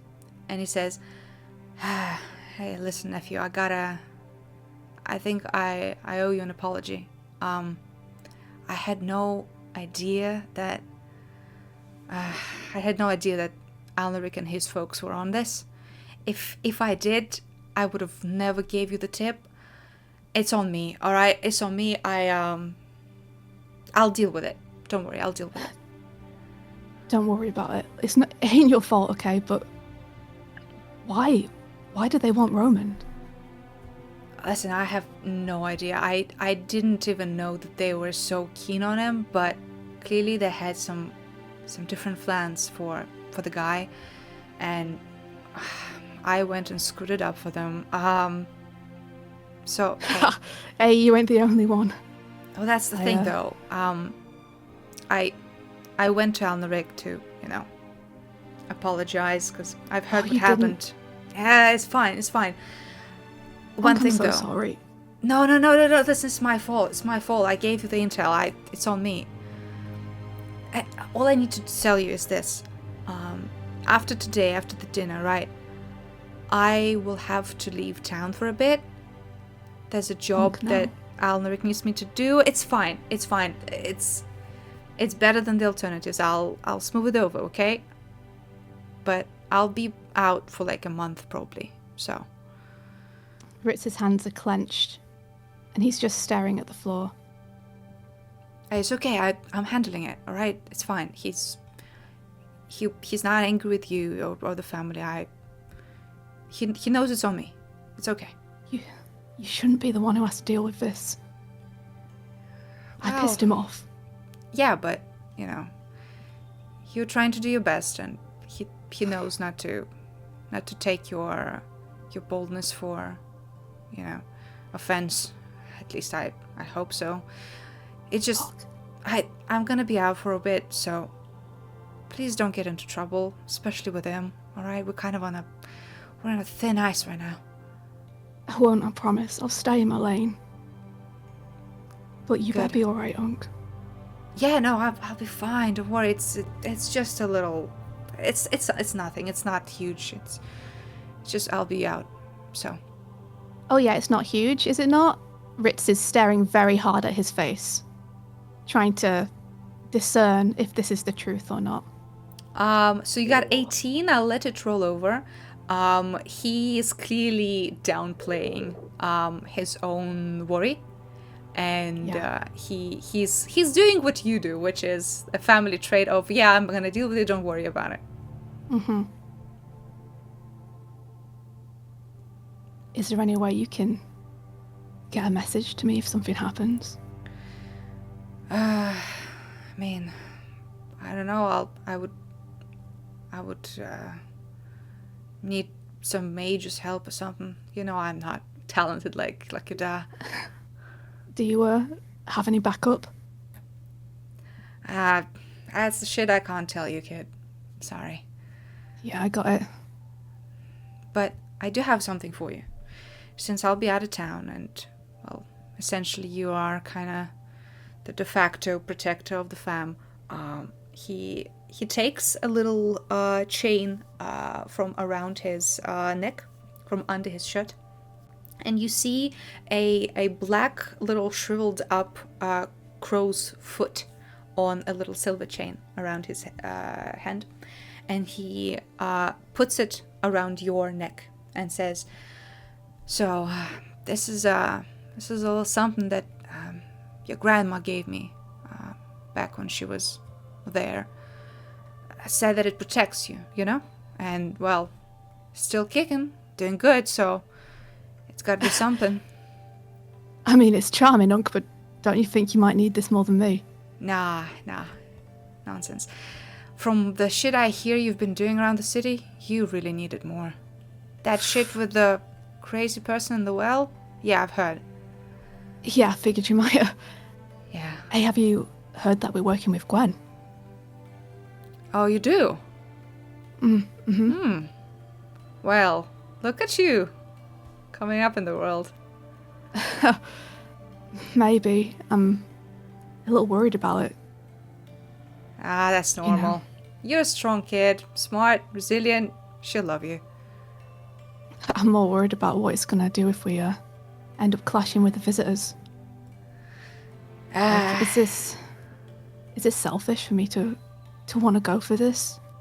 I feel like I'm dragging people into it, Unc. He finishes clasping it around your neck and puts his hands on your shoulders and says, "Look, kid, you are the least selfish person I know. I will never forget what you've done for me and for this family. Okay? I'd do it again in a heartbeat, Unc. I know you would, but what I'm saying is, you have to live your own life. Stop trying to drag everyone on your back, okay? We'll be fine. The family What if people will be get fine. hurt? People always get hurt. That's part of it. It's part of the deal. I don't think I could live with it if it was because of me. It's not because of you, all right? You're not responsible for everyone around you. I should have never allowed you to get on this path in the first place, but I'd like to see you try and stop me. yeah. What I need you to do is keep this on you, yeah? Don't take it off. It's a good luck charm. It's gotta protect you, like it protected me. Alright. It ain't a goodbye present though, right? No, of course not. Just promise me you're not taking it off. Promise. Good. You know your grandma had strong magic, so whatever it does, it better keep you safe. And he kind of brushes a hand over your cheek. And at that time, you see your mom and your pa come back with many dishes steaming and start putting it down. Your mom immediately commands you to bring out the silverware. She calls it silverware. It's mostly different types of metal and different sizes of spoons and forks. But she instructs you to put them around the table everywhere. And she says, gives "Oh, Wiles a sad smile and he'll hop to it. Yep." And as you do, she says, don't think I forgot about you, Wiles. Wheel out the grandma. She needs to be here. It's a family affair. Wheel her up." And he says, "Oh, fine." And he goes to the second floor, and you hear creaking from upstairs and gnashing of teeth. and he starts descending the stairs with a little wooden wheelchair on top of which a very old, dead tiefling woman with wild gray hair and a raven on top of her like an accessory. He takes her out with the chair, clearly struggling down the stairs, and says, "I hate this fucking family." Ugh! He grabs her and pushes her towards the table. You see Nana's pale eyes with no irises anymore just stare in front of her, and you see your mom look towards you and wordlessly give you a hairbrush and says, "Hop to it." Oh, hey, Nana. How have you been, old girl? All right. I'm just gonna, and he edges as close as he can get and tries to keep his arms out of reach as he begins trying to detangle the absolute bird's nest that is his Nana's hair. Give me that sleight of hand check. All right. Fuck. Never in a million years could I have guessed. Oh, no. Oh no! Suddenly, so much makes sense now. Yeah. So this might be the first time that Ritz loses a finger when he's detangling Nana's hair. So you start doing it, and for a moment you kind of forget yourself because you haven't been here with your entire family in such a long time. You hear your mom squabbling with Wiles because both of them are very headstrong, and Augury is just like silently kind of humming to himself, starts putting food on everyone's plate. Of course, Nana's first as a sign of respect. And you kind of... Of course. Yes, of course. And you kind of look towards them and just enjoy the atmosphere, the waves of warmth and family soothing your worried soul after weeks of uncertainty and racing against the clock. You look at the room full of people that you love, and you feel a sharp pain in your pinky because Grandma is got her teeth around it and gnawing at it, and you feel blood trickle down. Oh, fuck! Drop it! All right, I Drop need it. you to do an athletics check to try and wrestle your hand out of her mouth. Okay. Oh my god. Oh, that's good. That's good. Yes! You find purchase on her chair and wrestle your pinky out. It looks very chewed through, but it's still there. It's not fully in her mouth. So hey, that's something. Nana, we don't bite, all right? No. Hey, look, her hair's great. I've done it. What about the back? Oh shit. Okay. Here I go. You start detangling the bag. Give me another sleight of hand. Oh my god. The back mouth. Ritz No. dies.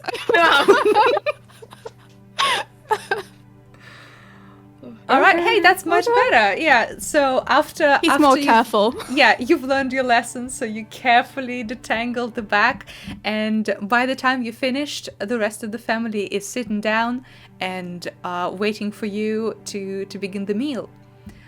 Give me 1 sec. I just need to restock my healer's kit. Yeah. And he'll just pop behind the counter and get some plasters Yep. and stick one on his finger. And he'll Alright. bring out his Slice of Life healing kit, which is the name of the store, Slice of Life. And he'll restock it. Very with nice. the Yep. supplies. Yeah, absolutely. You can restock your medkit. It is back to, I think, 10 uses. And as you sit down, you see your mom and your dad look at you with a smile and say, "All right, well, Wiles, you gonna do the honors or what?" And Wiles sighs and says, Yes. By the blessings of the Raven, we are all happily accepting this wonderful gift of food, of love, and of family. Okay, time to eat." And he starts just putting it behind his cheeks with fervor. And you see... Yeah, digging. your whole family is not very like worried about etiquette on the table, so everyone starts like talking over each other, grabbing food. At some point, Wiles takes the little dessert, which is like cranberries with sugar, and starts aiming at them at Grandma across the table. Ritz will compete with him Nice. and see who can get one into Nana's mouth. Yep. Give me a sleight of hand again, and this is against Wiles, by the way. Yeah, alright, come on, let's go, Onk. Let's go. Oh. Oh He's yeah. using his like pinky Holy hand shit. with the little injury. So he rolled a natural 20. He leaves you in the dust, by the way. Yeah. So he looks at you fumble, and you hit Nana in one of the eyes. She doesn't even blink. It just like plops off of her eyeball. And he says, watch this. And he takes a spoon and like a little catapult, he sends 3 little cranberries towards Grandma, and one lands in her mouth, and each of the other ones lands in her nose. And he's like, yes, that's how it's done. Fucking show off. Yeah, uh-huh. Yeah, years of practice, my boy. Why didn't I inherit that? You'll have your chance. Guess I just need more practice then, eh? Mm-hmm. And you continue your lovely dinner with the family. Yay! Now we'll go to Kari. Kari, on the road home, you're reaching the tavern, and you hear someone call your name, and you see across the street from the guard tower, Kander is running after you and says, Kari, hi. Why are you Kander. alone? Hi. Where's everyone? Is everyone okay? Yeah, they're all fine. Ritz is financing his family. Wick and Kova are at the library. And I'm on my way back to the tavern. Oh, all right. So hey, I have some news for you. Sure, what's up? Yeah, so remember how you guys asked me to look into Betry? Yes. Yeah, Yes, I found yes. him. I found him. Which, It's good news. He's fine. He's alive. To the best of my knowledge, he has just been living it up in Primrose Vaudeville, which is a fancy place in the rich district. in the rich district. Yeah, I haven't been let inside, but I asked around, and yeah, so apparently he's been whisked away by one of the dancers, and well, clearly he has been having a great time and not really bothering with the outside world. Interesting. Yeah. So he's alive, it seems. I asked to, get a message inside, and hopefully he will receive it soon, and maybe even come back to the tavern once in a while. Okay, that's really good to know. Thank you. Yeah. Also, I did want to ask: Are we on for the training tomorrow? Yes, first light. And yeah, we won't need a lot of gear. This will be a soft warm up for everyone. Yeah, looking forward to it. Okay. Yeah. I'm excited. I haven't trained with any Moonbear clan warriors before, so I'm sure I'll have a lot I can learn from you. Yeah. Do you have a blanket, by the way? With me right now? No. No, sorry. not on you right now. No. Oh, at home? Yes, I do. Yeah. Bring it with you. Blanket. Mhm.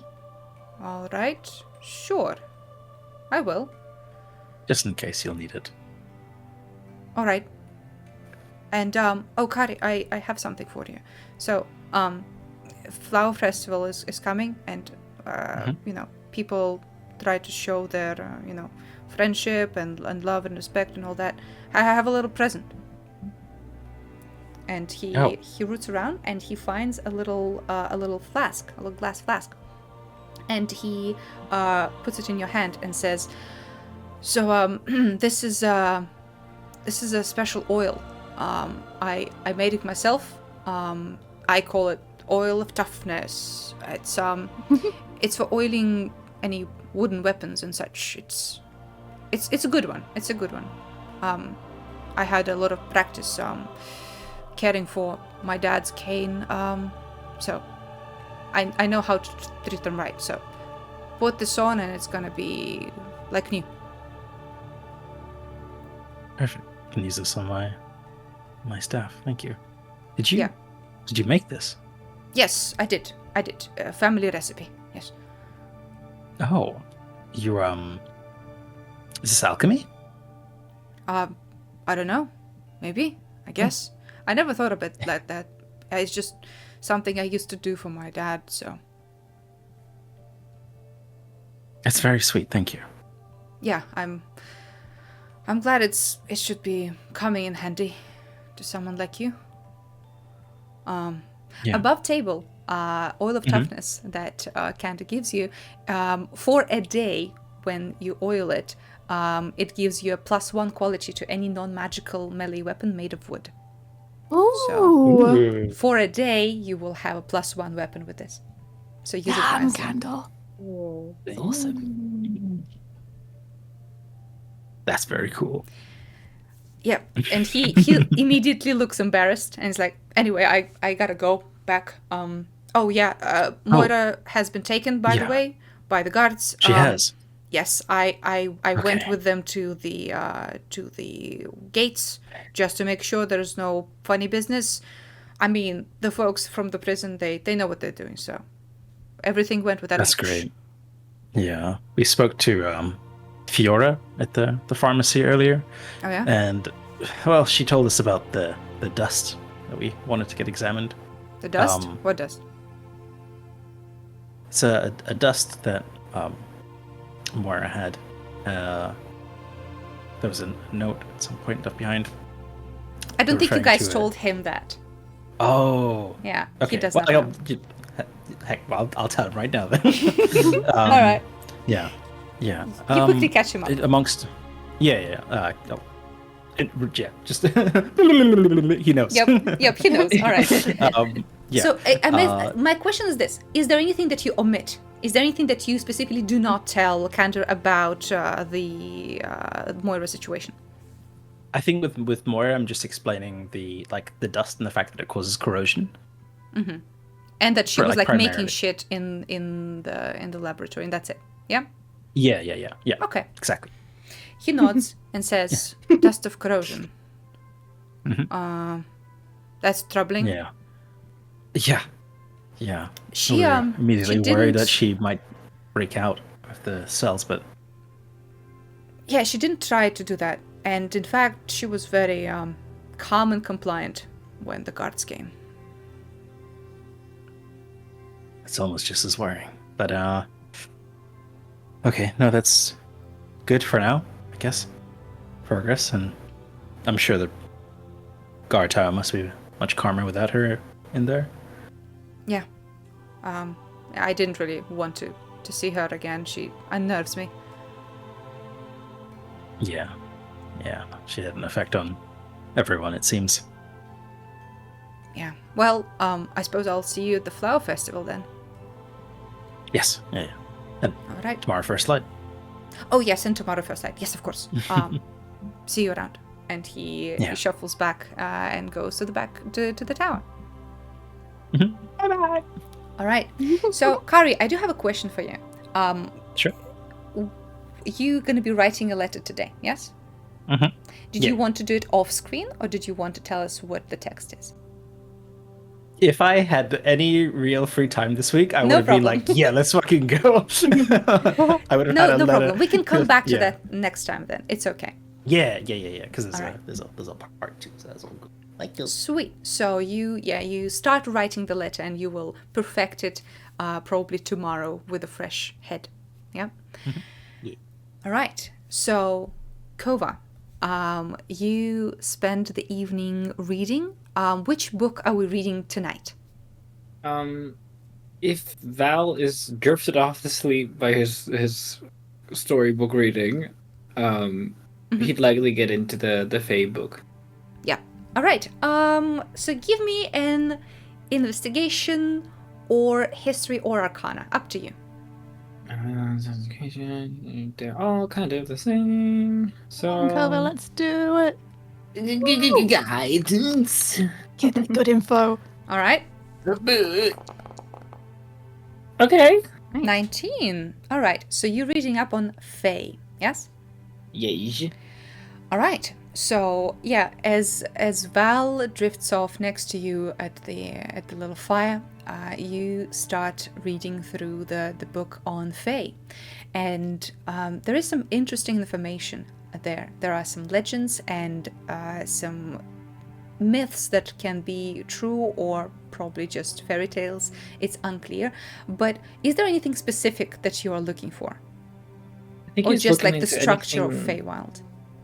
Yeah, I think he's looking into anything that, like, how a Fae biologically works. Something about, like, he knows he's considered a Fae. He knows now that other Fae, like, see him as Fae rather than human or humanoid. Mm-hmm. And what that means and what it entails for him. Mm-hmm. Mm-hmm. Okay, I see. Yeah, so you start reading through, and it seems that, at least this book suggests, that Fae creatures, most of them, live on a separate plane called Feywild, that is the home of many creatures, such as fairies, sprites, some creatures closer to animals, and there's even a little bit of an addendum about hags being initially from the Feywild. And you read up on it and see that Feywild is considered a plane of trickery, of very unpredictable magic, and there are many accounts of people who stumble into the Feywild. Some recount amazing parties with food that is so delicious that anything they eat afterwards in the material plane tastes like ash. And some speak of horrendous creatures hunting and strange beings that demand fealty. Many of the accounts end with people who try to go back to the material plane experiencing peculiar shifts in time. You notice that many of them come back after spending a day in the Feywild to see that 10 years or even 100 passed in the real world. And many of these accounts are also mentioning how anyone who goes into the Feywild must adhere to the rules of the two courts. The book doesn't really go into much detail in terms of what these courts are, but clearly there is a split of power in the Feywild, and whoever goes in has to be aware of the rules and etiquette connected to these courts.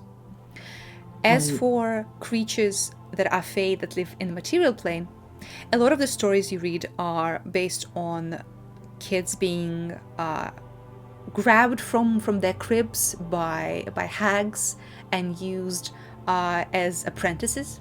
You also see stories of fairies bestowing the gift of childbearing to women who were not able to conceive, and then these children are born with interesting abilities and appearance. Sometimes those children are called upon and they leave their families and go into Feywild. Some stay. Is there he would have heard probably of the flower that is in the Feywild from one of his friends who he's got the patch from. Is there anything on that flower in the book as well? Yes, there is. So you actually find a beautiful illustration of a large flower as big as the sun, just on the above the plane of Feywild, and you see a few different stories mentioning how there is this huge flower that is filled with such power and magnitude and beauty that it draws people to it in a way that is almost impossible to stop. One of the accounts is actually from a point of view of a half-orc who has been an apprentice for a perfume master, and he has ventured into the Feywild to taste the smell of the flower, to try and recreate it, because it is said that the smell of it is the most beautiful one in existence. Nothing compares. And the account of that apprentice ends with him coming back years later, after he spent just half an hour there trying to understand the intricacies and notes of the flower. And he comes back to his master already dead, and he does not give any account on the flower's smell, just citing that it is indescribable. Is this align in any way with the little flower that the Fae gave me to do like the trapping of the guy? I would say give me an Arcana check. I'm not gonna get this one. All right. 18. 18. That's not bad. So the way it worked, and you remember it opening in your hand and the creature being drawn into it, and you remember them mentioning that it was a boon from the Thistle King. You understand that perhaps this was but a fraction of the power and the pull that the real flower has, and maybe that is why it worked on that creature. It was overriding its will. Ooh. The question is, you're not sure where it leads and if that creature is capable of coming back. Interesting. That is Okay. all that you would get from this book. Cool. Yeah, is there how far along in the evening would it be? Oh, it is already deep at night when you finish reading it.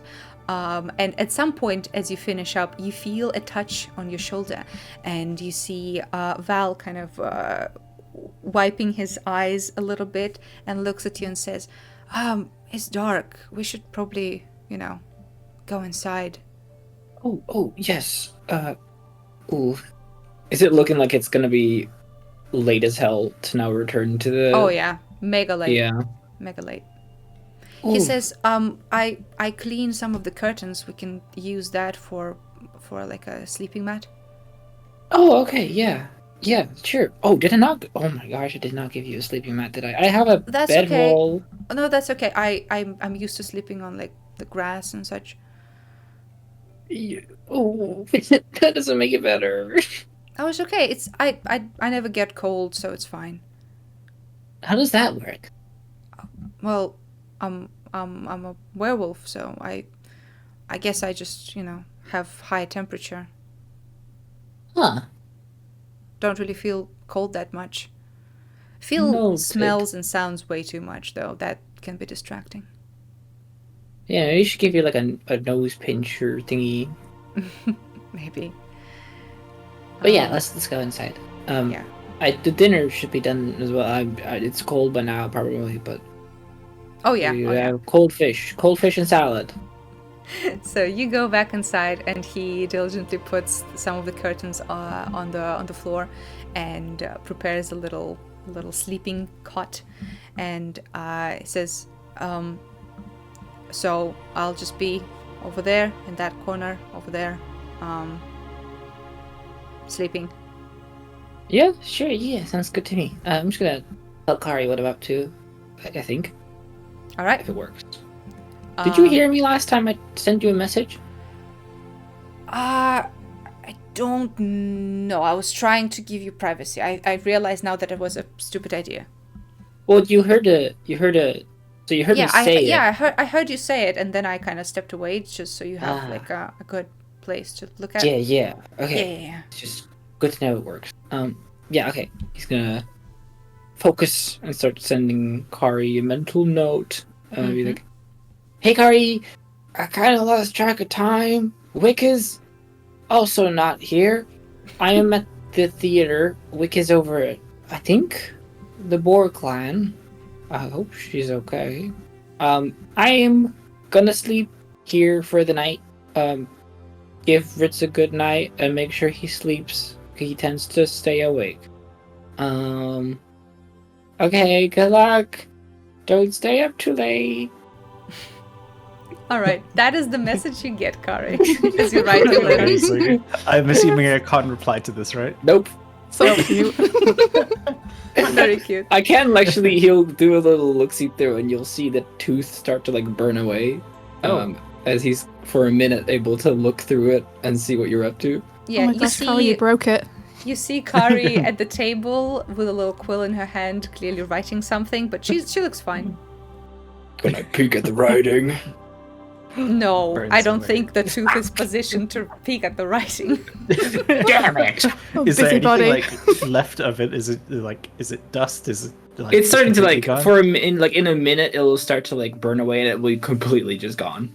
Oh, okay. Turns into powder, lines it up. Whoa! Now now. tooth, baby. Kari went off the deep end. Oh I fucking love no! Unhinged Snoo so much. That's some fairy dust, all right. Yeah, That's the good sure stuff. is. That's how you get to the Feywild, baby. Dark one says so. That's what Fey dust is. Yeah. Exactly. Yep. All right. So, Kova, you go to bed with Val in the room. You guys are enjoying a very calm, quiet night over there. Ritz, you are enjoying your night as well, but mostly because your mom bullied you into your childhood bed, and you are going to bed hearing her loudly discussing stuff with her husband, and Perfect. it feels very much like your childhood right now. Fucking perfection. Is Wile still around? Is he still here? When the dinner winds down and you're getting ready to sleep, he starts like saying goodbyes and leaving. Oh. Okay, Ritz will follow him downstairs. Hey, say you're goodbye reading to your him. pages. What are you doing? Hey, you ain't getting away that easy. Come on, give me an hug. All right. He gives you a strong hug and pats you on the back. You stay safe, alright? Right back at you. I come back and you better be in one piece, all right? Same to you. I do have one last thing to ask you. Yeah, of course. Do you know anything about dust?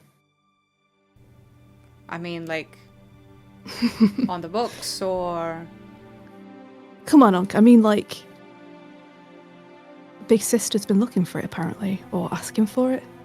as soon as you say big sister, his eyes kind of widen and says, "Don't talk about that here. I don't know anything about the dust, but hey, don't talk about the visitors here, all right? Yeah, I get it. I don't want your family to hear stuff." Ritz tilts his head as he hears continued racket coming from upstairs and kind of Yeah. raises his eyebrow. Look, Yeah. can never be too careful, all right? Your dad Yeah. might be living in the clouds, but your mom's a sharp one. She's always suspected things, so just better to keep things unsaid. Do you want me to look I'm into the sorry. dust thing? No, don't look into it. Well, now you said I it, I just have want to to look see. it up. No, you don't. It's probably safer if you don't. All right. Well, I'll see you when I see you, yeah? Yeah. And he'll watch him as he goes until he's out of sight. Yep. You stand on the porch watching his his back disappear into the darkness. There's a little wind picks up, and you understand that you're still in your little PG shorts. It's a little it's the clothing that you used to wear when you were a teenager living here. So it's a little It's too short. It's too short now. And your mom screams from inside to close the door because there's a draft. All right, I'm fucking coming, Ma. You better. He'll shut the door and head back upstairs to his little cubby where he used to sleep. The last thing that you feel is your dad coming by and tucking you in and giving you a little smooch on the forehead as you drift asleep. Aw. First peaceful sleep Fritz had since he got back to the city. Yeah. Kari, after the first draft of the letter, you also go to bed. Many things ahead of you, many thoughts to consider, but it's for another day. And Wick, as you sleep with the rumble of the engine, when the first light reaches your eyes through the window, you feel Elidor touch your shoulder and say, "Hey, wakey, wakey, Wick. Got you something. Yeah, what's it? Happy early flower festival," or whatever. And he brandishes a little strange metal contraption. Looks like a metal board, but with a bunch of little turns and little additions. And says, "This, my friend, is an all-purpose tool. All right? You'll need it." Ooh. Yeah. If I'm teaching you how to ride, I'm teaching you how to fix this shit. Oh, hell, whoa, that's neat. My fucking head hurts. Yeah, no fucking shit. Get up. Okay, what time is it? Oh, fuck. Okay, what time is it? Too fucking early, eh? Yeah. And that's where we're gonna stop. Yeah. Wait. Oh, what a lovely episode. It's a little longer, but I wanted all of you to have a good evening and all of you to have a little present because it's Christmas.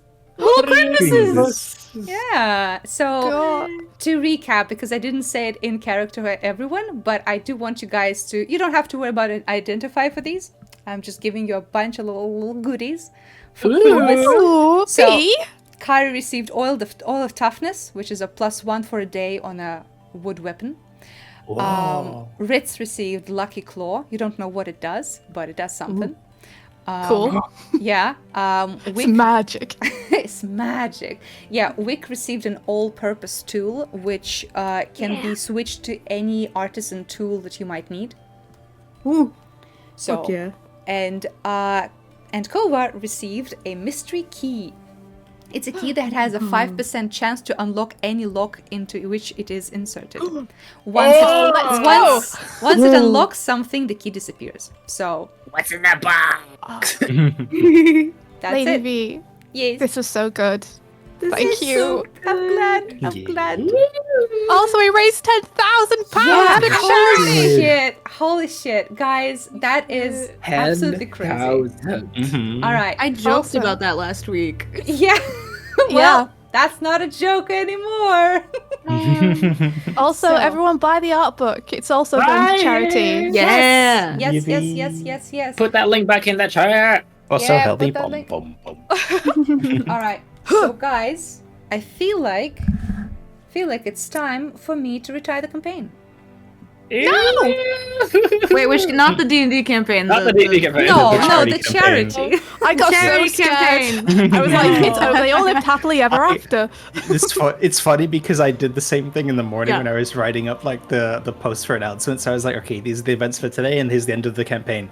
Wait a minute. Wait a minute. second. Let me just go edit that once more. And charity campaign. There we go. Yeah. It's not the same. Yeah. Actually, I'm gonna show it to you guys so we all see it happen together because I think that's really nice. This is amazing. You guys, what the fuck? Yeah. Yeah, you guys, what the fuck?